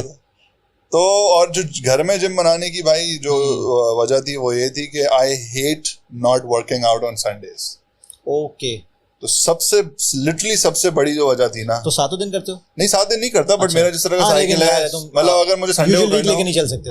हाँ, बस मुझे इस बात से बड़ी नफरत है कि संडे को जिम ऑफ है, या मतलब अगर मैं दोपहर में 3 बजे करना चाह रहा हूँ तो मेरा जिम बोल रहे नहीं अभी तो खवातीन का टाइम है। ये बड़ा मसला, ये बस मुझे मेरी हट गई थी। फिर जब मैं पैसे कमाना शुरू किया मैंने बोला बस ठीक है अब ये भी लेयर हटा देते हैं। और मैंने अपने घर की एंट्री के साथ जिम रखा हुआ है, तो अगर मैं किसी भी दिन अगर बगैर वर्कआउट करे बाहर निकल रहा होता हूँ तो मुझे गैरत आ जाती है, then I just go into my gym. जबरदस्त। अच्छा, मुताले का जहाँ तक हमने जिक्र किया, I have seen some books, few books on your table जब मैंने विजिट किया था तुम्हारे घर पे। Yes. तो यू रीड एज वेल, सही है? अच्छा, अभी तक books read fun fact, I don't read any more. अच्छा, I don't read any more, schedule की वजह से? हाँ, बट वो देखो, लेकिन कहीं ना कहीं कुछ ऐसा तो होगा ना कि बुक सराउंड करते हो अपने आप को, तो फिर बंदे का पढ़ने का दिल चाहता है। एक for the longest of time I read a lot of books, but बहुत सीधी सीधी बात है, I now feel, and some people will hate me for this, I now feel कि मैं एक वीडियो से प्रॉब्ली ज्यादा जल्दी इंफॉर्मेशन एक्सट्रैक्ट कर सकता हूँ जितना मैं एक किताब पढ़ के करूंगा, and it's all about being efficient, right? तो I will watch documentaries, I will watch long format content किसी भी टॉपिक के ऊपर, और उससे दो तीन चीजें कवर हो रही हैं, स्टोरी टेलिंग, यस, कैमरा किस तरह, कैमरा यूज किस तरह हो रहा है, क्योंकि तुम्हारा खुद कंटेंट प्रोड्यूसर हो तो तुम्हें ज्यादा बहुत सारे एंगल्स आप लर्न कर रहे होते हैं। तो आई फील के वीडियोस के अंदर से अब मैं मतलब it's just it's an easier way to get more information in a lesser amount of time. सही, और एंटरटेन भी होते हो आप। तो मुताला भी है, बट उसकी बस I think format change. Recent times में अगर तुम चाहते हो कि तुम्हारी टारगेट ऑडियंस, तुम्हारी चलो जनरल ऑडियंस एक बुक पढ़े, अच्छा, ये बड़ा यार, कौन सी बुक होगी जिसने तुम्हें हिट किया है, मतलब लिटरली तुम्हारी लाइफ चेंज की है? यार मैं, होती हैं ऐसी बुक्स। अच्छा, मैं किताब को तो खैर I don't think I can author हो गई। नहीं, मैं किताब नहीं, मैं इसलिए सजेस्ट नहीं कर सकता because I don't think I remember a book that I've read in the recent times. Documentary, a piece of content. Documentary, हाँ, definitely documentary. एक documentary है Netflix पे जिसका नाम है The Last Dance. It's based on Michael Jordan and the Chicago Bulls.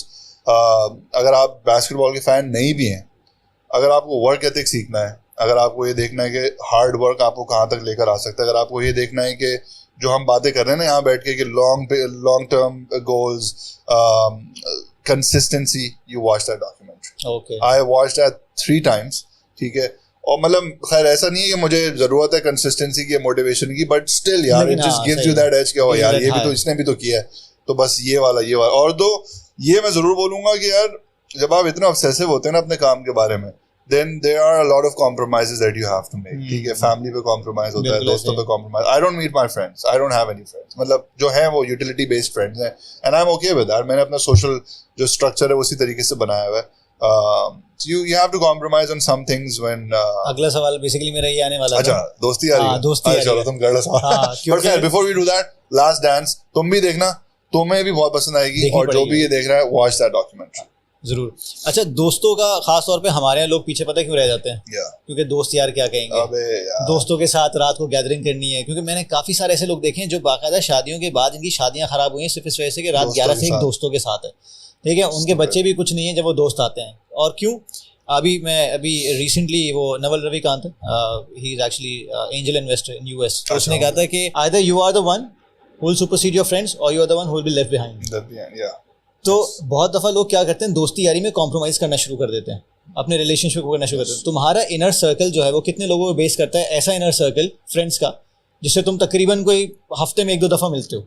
एक भी बंदा नहीं है, एक भी बंदा नहीं। I don't meet, like I said, I don't meet friends. I have friends. I think I have, कुल मिला के शायद मेरे 4 दोस्त हैं। हाँ, तुमने जो बात की यूटिलिटी बेस्ड फ्रेंड्स की, I totally agree to that perception, क्योंकि इस दौर में अगर आप सिर्फ टाइम जाया कर रहे हैं आपके दोस्त, तो आपके दोस्त नहीं है। और हमारे यूथ के साथ बहुत बड़ा इशू है ये दोस्तियाँ कुछ करना। मैं अपने बेटे के साथ कभी कभी चीजें देखता हूँ कि यार मेरा दोस्त ऐसा कर रहा है तो मुझे भी ऐसा करना पड़ेगा। पीयर प्रेशर डेवलप होता है। हमारे तो लोग सिगरेट इसलिए पीना शुरू करते हैं दोस्त पी रहा था। अच्छा, दोस्ती यार ये बहुत रही हैं। I been a very very social person, and ऐसा नहीं है कि मैं बिल्कुल एंटी सोशल हो गया हूँ, बट अगेन वही बात है कि यार 24 घंटे ना दिन में, हाँ, और मतलब $100 मिलियन बनाने हैं तो या तो दोस्तों के साथ बैठ के उस टाइम आगे बस बिगर पिक्चर ब्रो, गोल बना लो। इफ योर फ्रेंड्स डोंट, देखो मेरे जितने दोस्त हैं वो दोस्त हैं जो at some level they contribute to what I do. ठीक है, most of the work that I do is work that I do with my friends.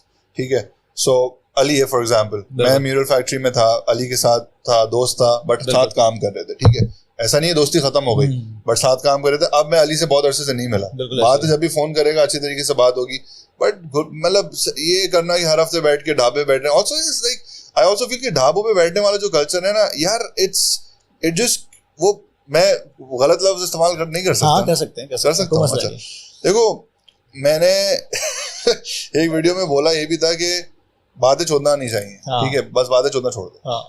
ये जो ढाबे वाला सिस्टम है ना, इसमें वो एक सेटअप बन जाता है कि लोग बस बातें बहुत करते हैं, एग्जीक्यूशन बस जैसे ही ढाबे से एग्जिट होता है, एग्जीक्यूशन वही हाई मिलता है, डोपामिन मिलता है, उसके बाद दोबारा don't put yourself through that. जो भी देख रहा है, just if you are a part of that कि आप ढाबे पे जाते हैं, बड़े बड़े $1 million आइडियाज निकालते हैं, हो सकता है उसमें कोई एक आइडिया लेजिटिमेटली $1 million आइडिया हो, बट जस्ट बिकॉज आप वहां पे जाके सिर्फ बातें फेंकते हैं और फिर भूल जाते हैं, तो वो आगे नहीं बढ़ पा रहा। तो मेरे दोस्त नहीं है उस तरीके से, मैं प्रॉब्ली महीने 2 महीने में किसी एक दोस्त के साथ कभी मिल लूंगा, कभी मिल लूंगा। वरना the people that I work with, मेरा सोशल कोटा उनसे पूरा हो रहा है, मेरी फैमिली है उनके साथ सोशल कोटा पूरा हो रहा है।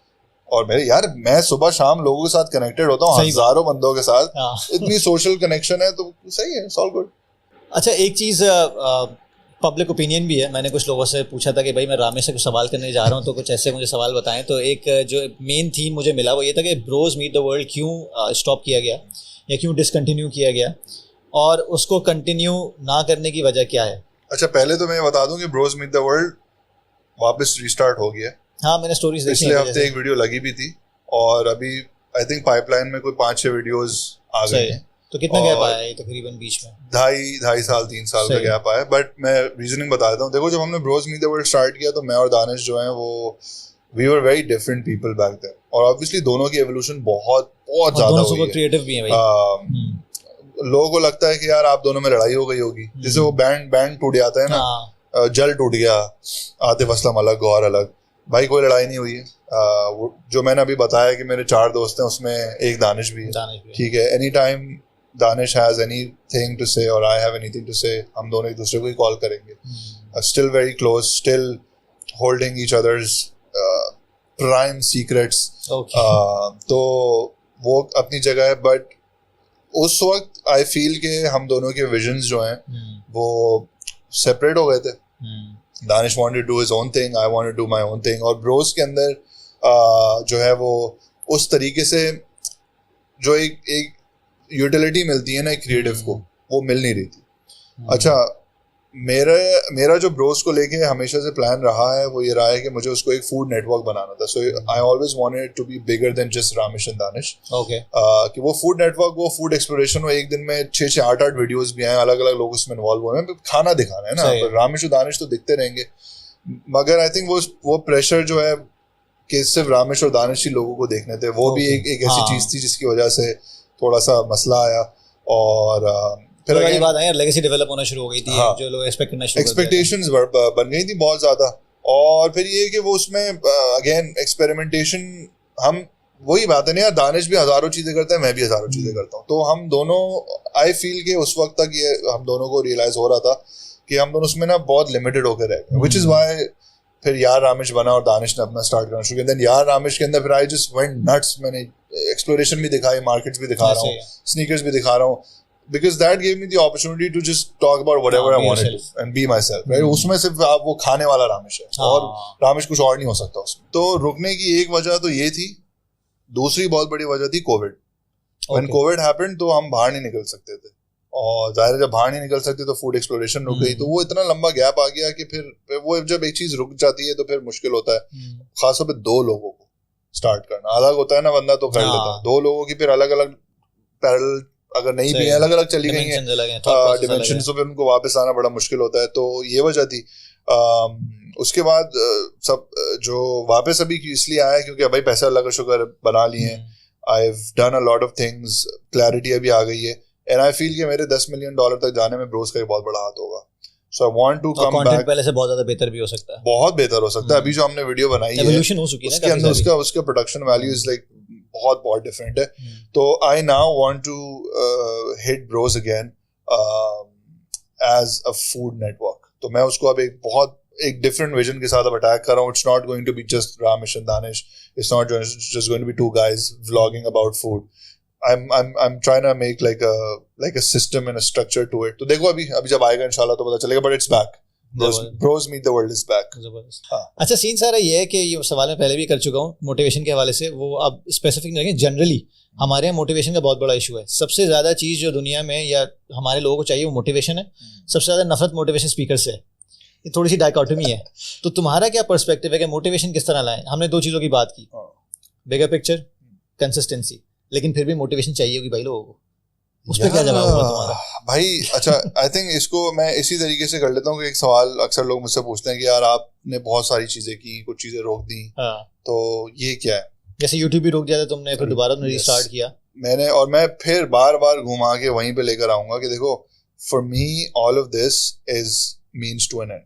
मेरा एक बिगर पिक्चर है, ठीक है, मुझे वहां तक पहुंचना है। और डिलेज जो भी हैं, स्ट्रेटेजिक डिलेज हैं, there are strategic delays. If I am stopping one thing, उसके अगेंस्ट 4 चीजें प्रॉब्ली और स्टार्ट हुई हैं जो उससे ज्यादा रेवेन्यू कमा के दे रही हैं या उस मेरे बिगर पिक्चर के अंदर जो है कंट्रीब्यूट कर रही हैं। इफ टुडे, ये मैं ऑन पब्लिक कह रहा हूँ, ऑन कैमरा कह रहा हूँ, इफ टुडे यू से सब कुछ रोक दो, एक खड्डा खोदना है, उसमें मैं तुम्हें $100 मिलियन दे दूंगा, I'll fucking throw everything and just do that because that's clarity of goal। और फिर जब वो मिल जाएगा उसके बाद फिर जिस तरीके का कंटेंट बनाना होगा, जो भी करना होगा कर लेंगे। सो आई फील लाइक एक ओवरआर्चिंग मेन गोल होना बहुत जरूरी है भाई, ठीक है। Any time I stopped anything in my life is not been because ओ मैं थक गया हूँ या बर्न आउट हो गया है या हो दिल नहीं चाह रहा, it has never been because of that. It's always been okay, यहाँ तक ये चीज लेकर आई है, एक और चीज है जो यहाँ से आगे तक और जल्दी लेकर जाएगी। Let's just get on that train right now because मेरे लिए I just need to get to that end goal, ठीक है। उसके बाद फिर फिगर आउट करेंगे क्या करना है। और तो मुझे यार भाई मोटिवेशन वही है ना, सुबह उठ गया ना। आई नो कि बहुत it's easier said than done for lot of people, but if you really think about it bro, Allah give you another chance today to wake up and run after your goals. Be thankful, अल्हम्दुलिल्लाह बोलो, सुबह उठो भाई, क्या मस्टंडे बन के motivation चाहिए। YouTuber है ना, मुझे याद नहीं आ रहा, बोलता ना कि मैं अगर अभी आपको $10 मिलियन चेक लिख के दूं तो हाउ वुड यू फील? होता है जबरदस्त, बेहतरीन, मतलब अभी दो, इंतजार क्यों कर रहे हो? तो बोलता है ठीक है, लेकिन मैं उस चेक के साथ ये बोलूं कल सुबह तुम्हारी नहीं होगी, कल सुबह तुम उठोगे नहीं। देखिए मैंने वो video. So now what do you want? उसने कहा सुबह उठना है ना। हाँ, तो बस सुबह उठना है। तो $10 मिलियन और सुबह उठना का कोई मवाजना नहीं है। बिल्कुल, you woke up, that should be the biggest motivation in your life। तुमने सिंपल सी बात है, मेरे ऑडियंस के लिए जो मोटिवेशन बहुत करते हैं, सिंपल सी बात है, इसने कहा कि अगर क्लैरिटी ऑफ गोल है ना, बहुत दफ़ा क्या होता है कि हम गोल्स बहुत हमारे डिस्ट्रैक्टेड होते हैं। इसने कहा खड्डा खोदना है, $10 मिलियन मिलेंगे, असल में क्या चाहिए, चाहे वो खड्डा खोदने से मिले, चाहे वो 10 टाइप ऑफ कंटेंट बनाने से मिले, तो that clarity is actually what counts. अच्छा, एक चीज़ और, हर चीज़ में घुसने से पहले ना रिसर्च चाहिए होती है। लेकिन तुम जिस तरह रिसर्च करते हो, तुम्हारा बहुत टिप ऑफ द आइसबर्ग दिखता है कि यार ये बंदा घुसा, इस बंदे को इतना सब कुछ कैसे पता चल गया। तो तुम्हारे पीछे जो रिसर्च की फिलॉसफी है, हमारे यहाँ क्या कहते हैं, हमारे यहाँ लोग क्रिप्टो में मैंने देखा है काफ़ी ग्रुप्स बने हुए हैं, डिस्कॉर्ड्स बने हुए हैं, लोगों ने कहा कि भाई जो ये बोलेगा, हम $25,000 और $25,000 हो, ये इसके पास डाल दो, जो ये बोलेगा वैसे करेंगे। जबकि वॉरेन बफेट तक ने कहा है कि जो चीज़ समझ में ना आए उसमें इन्वेस्ट आप नहीं करें कभी भी ज़िंदगी भर। और तुम्हारे बारे में मैंने हमेशा ये देखा कि यार डू योर ओन रिसर्च। यहाँ तो रिसर्च का कॉन्सेप्ट ही नहीं है।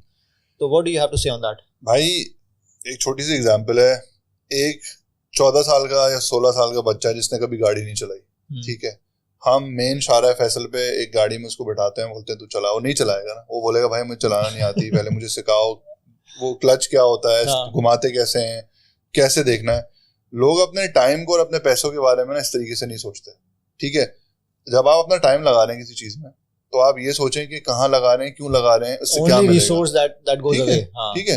जो एक ही चीज है जिसके ऊपर आपको सारी सवाल पूछने चाहिए, उस चीज में आप सवाल नहीं पूछते कि टाइम कहाँ लगाना है और पैसे कहाँ लगाना है। उसमें बस वो अब्बू बता देंगे, पगार अब्बू बता देंगे, ये वाले अब्बू बता देंगे।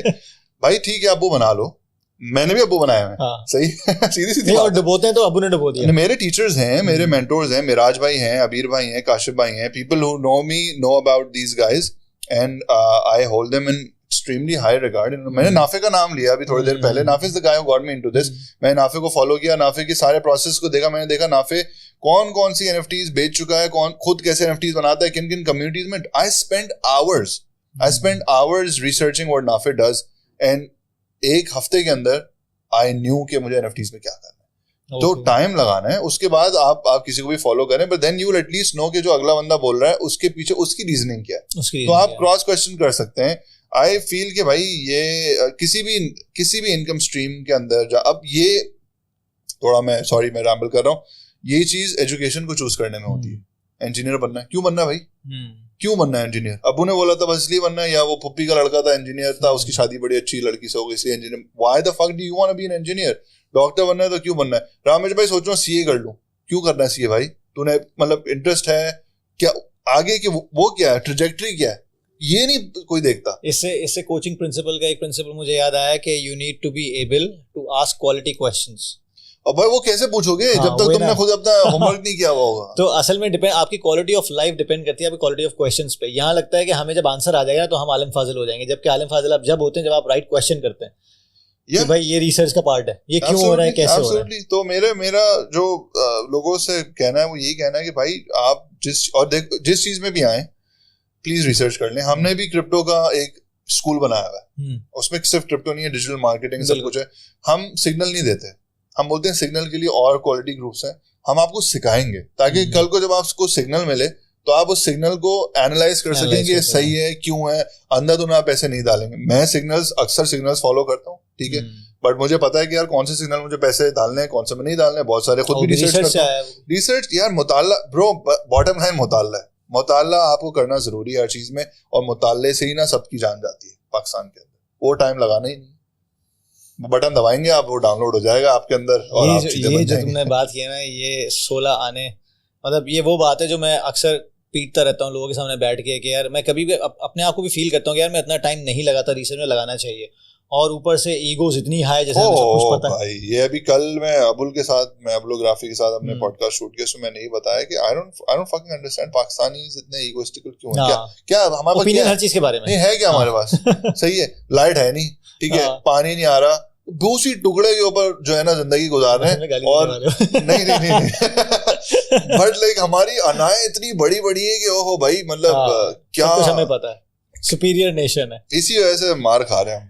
अच्छा, एक कुछ सवाल है मेरे पास, मैं लिखे थे कि मैं तुम्हारा ओपिनियन पूछूंगा इनके बारे में। एक सवाल ये है कि वो कौन सा ऐसा सच है, ये मुझे बड़ा अच्छा लगा था, किसी प्रोग्राम में मैंने सुना था, कौन सा ऐसा सच है जो तुम्हें पता है लेकिन मेजॉरिटी तुमसे अग्री नहीं करते उस सच पे।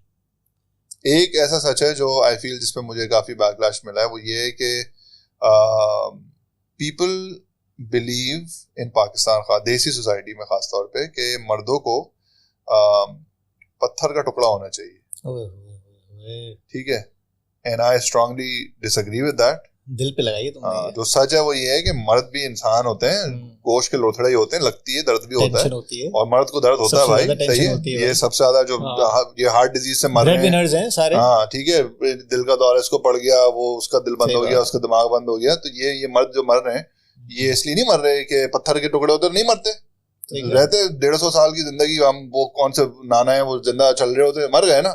तो ये बहुत बड़ा सच है कि men need to have support systems, men need to have mental health के checks, men need to have physical health के checks, और ये जो ये concept बनाया हुआ है ना कि मर्द को दर्द नहीं होता, absolute bullshit। इसकी वजह से पता नहीं कितने बेचारे मर्द मर गए ये टेंशनों में रह रहे कि हम किसी के साथ शेयर नहीं कर सकते, कभी उन्होंने किसी से शेयर नहीं किया। अभी भी मैंने एक वीडियो बनाई थी, उसके नीचे लोगों ने लिखा हुआ है कि वो मर्द ही क्या जो शेयर करे, अबे भूतनी के मर जाएगा। सही बात। तो ये एक ऐसा सच है आई थिंक कि जिससे आई थिंक लोग ये ना सेल्फ फुलफिलिंग प्रोफेसीज हैं कि यार बस चल रहा है, ऐसा ही होता है। स्टूपिड यार। मैं चाहूंगा थोड़ा सा हम जेंडर को बैलेंस करें। ये स्क्रिप्टेड सवाल नहीं था, मेरे जहन में आया जब हमने मर्दानी की बात की।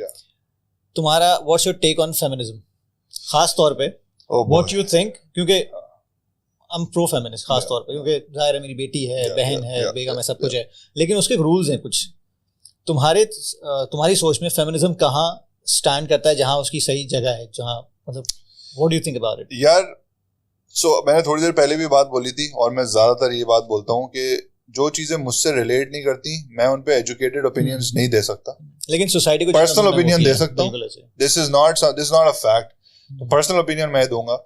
आई पर्सनली फील के मेरे हिसाब से, मेरे मुताल्ले के हिसाब से, जो मेरे इर्द गिर्द की खवातीन हैं उनके ओपिनियंस के हिसाब से, there's a lot of things that they're asking for that need to be provided to them, ठीक है। So for example सेफ्टी की वो बात बोल रही है, इसमें कोई गलत बात नहीं भाई, खवातीन को सेफ्टी मिलनी चाहिए, बसों में देख लो किस तरह जो भी हाल होता है हमें पता है, ठीक है।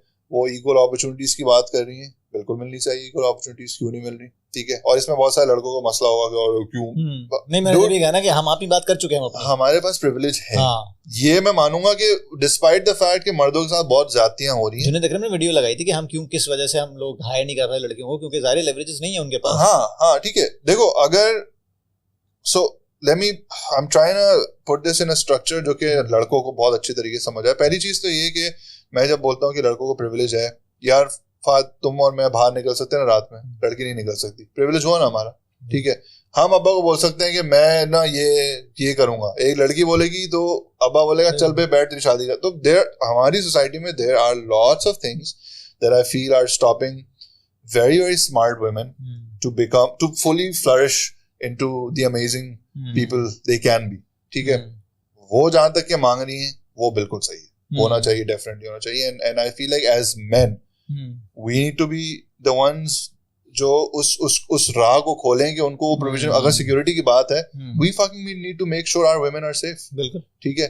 अगर वो इक्वल अपॉर्चुनिटी मांग रही है we need to make sure कि women are safe। अगर वो बोली harassment नहीं हम अपने आप को प्रोवाइडर समझते हैं ना भाई, मगर भाई यार देखो, मर्द औरत साथ मिलके एक कुंभा बनाते हैं ना, तो साथ मिलके सोसाइटी भी बनाते हैं। तुम और मैं, अगर सारी औरतें मर जाएं, तुम और मैं नहीं चला सकते सोसाइटी को, एकदम सारे चर्ची बने हुए होंगे, ठीक है।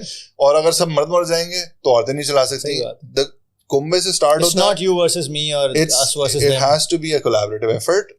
तो ये मैं बात बोलूंगा कि फेमिनिज्म की बहुत सारी चीजें, अगेन मुझे नहीं पता कि बाहर के फेमिनिज्म की क्या डिमांड है, मैं उस मामले में इतना एजुकेटेड नहीं हूँ, बट मेरे इर्द गिर्द जिन खवातीन को जो मसले हैं, I strongly feel that needs to be provided. अच्छा, जॉब के अंदर ये बोला जाता है भाई कि जॉब्स पर अगर जा रही है, बिजनेस में जा रही है तो हरासमेंट हो रही है, ऑफर्स मिल रही हैं, दैट्स रॉन्ग। ये मतलब अगर वो बोल रही है कि मुझसे ये सब नहीं मांगो, तो क्या गलती है भाई? यार अगर मैं इधर काम करता और तुम रोज मुझे बोलते रामेश यार दे दे, मैं एक दिन तुम्हारे गले में कुछ दे देता और तुम उसके बाद वापस नहीं उठते, है ना, तो औरतों का दिल नहीं चाहता होगा। किस फ्रस्ट्रेशन से, किस नहज पे आके वो चीख कर सड़क पे निकल रही होंगी कि भाई ये हमें इस तरह ट्रीट ना करो। तो that for me, if they are asking for that, it should be provided to them. उसके अलावा बहुत सारी जो लाइंस ब्लरी होती हैं कि जहाँ पे रिलीजियस उसकी बात आ जाती है, उस पर भाई मैं कोई कमेंट नहीं करूंगा, because I am not the expert. This is what I wanted, but मेरा वर्जन ही है। हां बिल्कुल ऐसा ही है, सही है। अच्छा, कुछ सवाल जो मैंने कहा था, पहला सवाल तो मैं तुमसे पूछ चुका सच के बारे में। अच्छा, कुछ ऐसी स्टेटमेंट्स हैं जो मैं तुम्हें बोलूंगा, और फॉर एग्जांपल तुम फर्ज करो ये स्टेटमेंट किसी ऐसे बंदे के मुंह से आ रही है, सामने बैठा हुआ है, जिसके तुम कुछ कह नहीं सकते उसको, मतलब दांत पीस के रह जाओगे, यार शिट इसने बोला है, दिल तो बहुत चाह रहा है मैं कुछ सुनाऊं, तो दिल में तुम क्या बोलोगे? फॉर एग्जांपल जैसे अगर तुम सुनो कि भाई मनी इज इविल, यार मैं उस बेचारे पे तरस ही करूंगा सही कि यार बेचारा, मतलब सही है, अबे जाना, हाँ बस ठीक है, सही है, क्या बताएं उसको, क्या बताएं, क्या बहस करें तुझसे। अच्छा, जितने चादर है भाई उतने पावर फैलाने चाहिए। बिल्कुल सही बात है, आई एग्री, बिल्कुल सही बात। अच्छा, तुम्हारे जहन में ये नहीं कि चादर बड़ी करनी चाहिए? नहीं, मतलब चादर तो वो तो हम इतनी देर से बात कर रहे हो, चादर बड़ी करने की तो है, वो तो गिवन है ना, वो तो गिवन है, तो है, गिवन की बात ही नहीं हो रही ना अभी, सिर्फ ये हो रही जितनी चादर है आइसोलेशन में बात हो रही है। फिर तो डेफिनेटली चादर को बड़ा करना चाहिए, वरना यू आर जस्ट सेटलिंग ना कि बस चादर इतनी में, वही सेटलिंग वाली बात हो गई। तो मैं आइसोलेशन में बात कर रहा हूँ। जॉब में सबसे पहले भाई जॉब सिक्योरिटी देखनी चाहिए और कुछ नहीं। यार मैं तो क्योंकि जॉब वाला आदमी नहीं हूँ, तो I don't really understand what job security is. For example you employ some people, अगर खुदा ना खास्ता your business is not making money, क्या बैठ के पालोगे उनको? मेरा I'll tell you my, यार तुम बड़े अच्छे पॉइंट्स निकाल रहे हो। मैं इसलिए क्योंकि सोसाइटी को ये मसले हैं सारे। so for me I have this rule कि मैं internally, और बहुत सारे लोग जिन्होंने मेरे साथ काम किया, जो अच्छा काम किया, उनको ये चीज़ मिली हुई है, मैं कोशिश करता हूँ कि मैं 6 महीने से 1 साल तक उनको एक गारंटी दे दूँ कि even if like let's say for example मैं तुम्हें आज हायर किया ना, and 2 महीने बाद मेरा बिजनेस ठप हो जाता है, you have a year, और उससे 1 साल में I'll pay you। चलो सही है, इसको थोड़ा सा और स्पेसिफाई करते हैं। वो बंदा डिलीवर भी नहीं कर रहा, वो तो फिर एक्सपेक्टेशन नहीं है, क्योंकि हमारे यहाँ तो यही है ना बेसिकली कि यार वो तो बर्दाश्त ही नहीं हो सकता, क्योंकि हमारे यहाँ ले ऑफ जब होता है ना, तो बेसिकली सबसे पहले वो लोग फारिग किए जाते हैं जो कंपनी को लगता है कि यार ये बैठ के मुफ्त की रोटियां तोड़ रहा है। सही है, मसला सारा ये होता है कि बाहर जाके वो फिर अपने एम्प्लॉयर्स को बदनाम करते हैं, क्योंकि मेरा पर्सपेक्टिव ये है कि बिजनेस नहीं कमा रहा तो कोई भी बिजनेस आपको पालने के लिए नहीं बैठा हुआ, और job security is something, is a myth, it doesn't exist, it's an illusion, there's no job security, there's no job security, बिल्कुल bro, there's no security in life, job में क्या security होगी? I don't agree with that।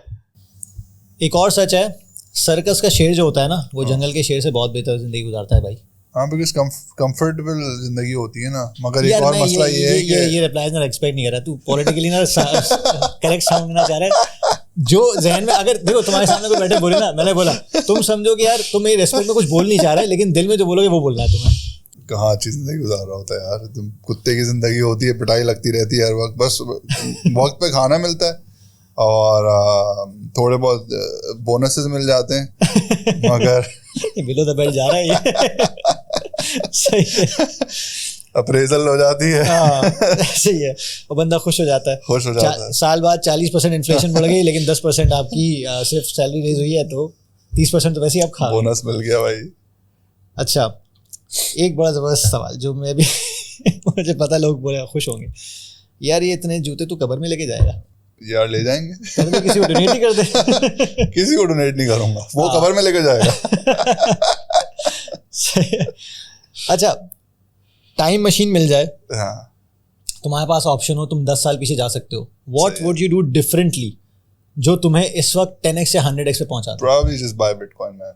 That's the only mistake I've made. सही है, that we have I don't discussed think I've already. ever made. मतलब ऐसा नहीं है कि I haven't made mistakes, कोई but 10,011-12 की बात हो रही है, मतलब हाँ, basically जब उस टाइम पे जब opportunity आई 2011, थी, हाँ, I think नई अपॉर्चुनिटी। मैं generally मेरे पास regrets नहीं है लाइफ में, because मेरे जो भी decisions होते हैं I'm very happy with them and I know कि they contribute to everything else, but I just feel कि if I could go back in time, I'll buy Bitcoin, I'll convince myself कि ओ इसको बेचना नहीं है, सही बस रख के भूल जा। क्योंकि ये भी सोचो ना यार, अगर तुम्हारे पास मेरे पास तो बिटकॉइन होते, हम क्या इंतजार करते हैं उसके 60,000 के होने का? अगर 500 का बिटकॉइन $500 पे होता फॉर एग्जांपल, जिस दिन $1,000 का होता हम बोलते अरे यार ये तो पैसे ही पैसे बेच देते। तो the patience to wait till it hit like $60,000, वो जिसने भी किया होगा ना, मैं बोलता हूँ भाई वो सलूट है उस आदमी, जो भी बैठा है लेके, बहुत बड़ी बात है। तो yeah, just that, nothing else. अच्छा, लास्ट सवाल करने से पहले एक सेकंड लास्ट सवाल सिर्फ मैं तुमसे ये पूछना चाहता हूँ कि क्या कोई ऐसी चीज़ है जो रामेश की स्टोरी से रिलेट करती है and you want it to be discussed and I have not asked? यार मेरे लिए तो मैंने मेरा ख्याल से मेरे जो राशन था मेरे पास सवाल हो उससे ज़्यादा पूछ लिए हैं। नहीं, I think we're good. I think there's बहुत सारी इस पॉडकास्ट में लोगों को चीजें पता चलेंगी जो I think I've never discussed story publicly. Of Ramesh. I think इसके बाद सवालात भी बहुत उठेंगे, मेरे पास इनबॉक्सेस भी बहुत आएंगे, अरे Evolution of यार Ramesh. ये वो, बट हाँ जो जिन लोगों को पता है जो बचपन से हैं साथ, उनको पता है कि this is my reality. When I say middle class, I mean middle class, man. Not anymore. अल्हम्दुलिल्लाह क्या, बस अल्लाह ताला ने जो जितना दिया उस पर अल्हम्दुलिल्लाह, उस वक्त भी अल्हम्दुलिल्लाह ही बोलते थे हम, बट या। अच्छा, लास्ट सवाल ये है जिसमें हम कंक्लूड करेंगे, वो कौन सी ऐसी चीज़ है what you want to be remembered for when you are not part of this world, when you depart? यार I just want लेगेसी क्या चाहते हो, क्या हो?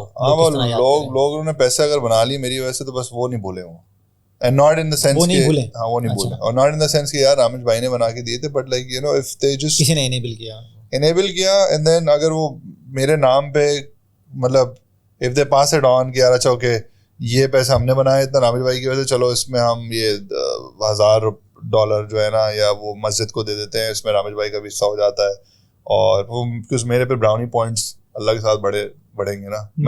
I'm looking at the bigger picture. That's it, man, nothing else, because I have a lot of people in my life who've forgotten that I made them a lot of money, and it just मतलब it just feels कि यार ये मतलब ऐसा ना करें आप, बस। जबरदस्त भाई, ग्रेट टॉकिंग टू यू। और मेरे लिए तो सिंपल सी बात है, एक फैन मोमेंट था, लेकिन अब I am bigger fan of yours. सही है, 1.5-2 घंटे पहले मैं रामेश का सिर्फ फैन था, मैं सुपर फैन हूँ, क्योंकि बेसिकली रामेश के बारे में मैं पैसे देगा इस पे बात बैक स्टेज बात करेंगे। मैं रामेश का जितना भी कंटेंट देख रहा हूँ, मुझे हमेशा से ये रहा है, और ये मैंने पॉडकास्ट के शुरू में ही बोला है कि he has to be relatable to majority of people in our nation, क्योंकि दुनिया जिस तरफ जा रही है और हमने जो बैक गियर लगा के रखा है अपनी गाड़ी को, उसमें बहुत डिफरेंस है। तो सारा मकसद यही था। उम्मीद करता हूँ कि आपको पॉडकास्ट पसंद आया होगा। बहुत सारी ऐसी चीज़ें आप कमेंट में मेंशन कर सकते हैं, कुछ ऐसे सवाल। उम्मीद करता हूँ दोबारा हम कभी रामेश को लेकर आएंगे, थोड़ा सा 15-20 एपिसोड्स के बाद हमारे पास और कंटेंट जमा हो जाएगा, और सवाल इनसे हट के कोई आपके जहन में हो तो हम दोबारा तकलीफ़ कर लेंगे रामेश को बुलाने की। तो कमेंट से अपने राय का इजहार कीजिएगा, वीडियो को शेयर कीजिएगा, चैनल को सब्सक्राइब कीजिएगा। इंशाल्लाह अगली एपिसोड में एक और इंटेलेक्चुअल को हम लेकर आएंगे। और इंटेलेक्चुअल नहीं हो यार, ये नहीं सिंपल सी बात है, मेरे लिए और इंटेलेक्चुअल भाई, and people should follow you. तो रामेश का जो इंस्टाग्राम हैंडल है वो लिंक में है, और जो भी इसका यूट्यूब चैनल है जहाँ पे बेसिकली प्रचार करता रहता है और आप सब लोगों की भलाई के लिए, तो डू फॉलो हिज चैनल। खास तौर पे people who don't know him, खास तौर पे people who are 30+, 35+, 45, 55+, because you are the people who need to watch his content just because of the future generations that are coming. Yes. Thank you very much. Khuda Hafiz.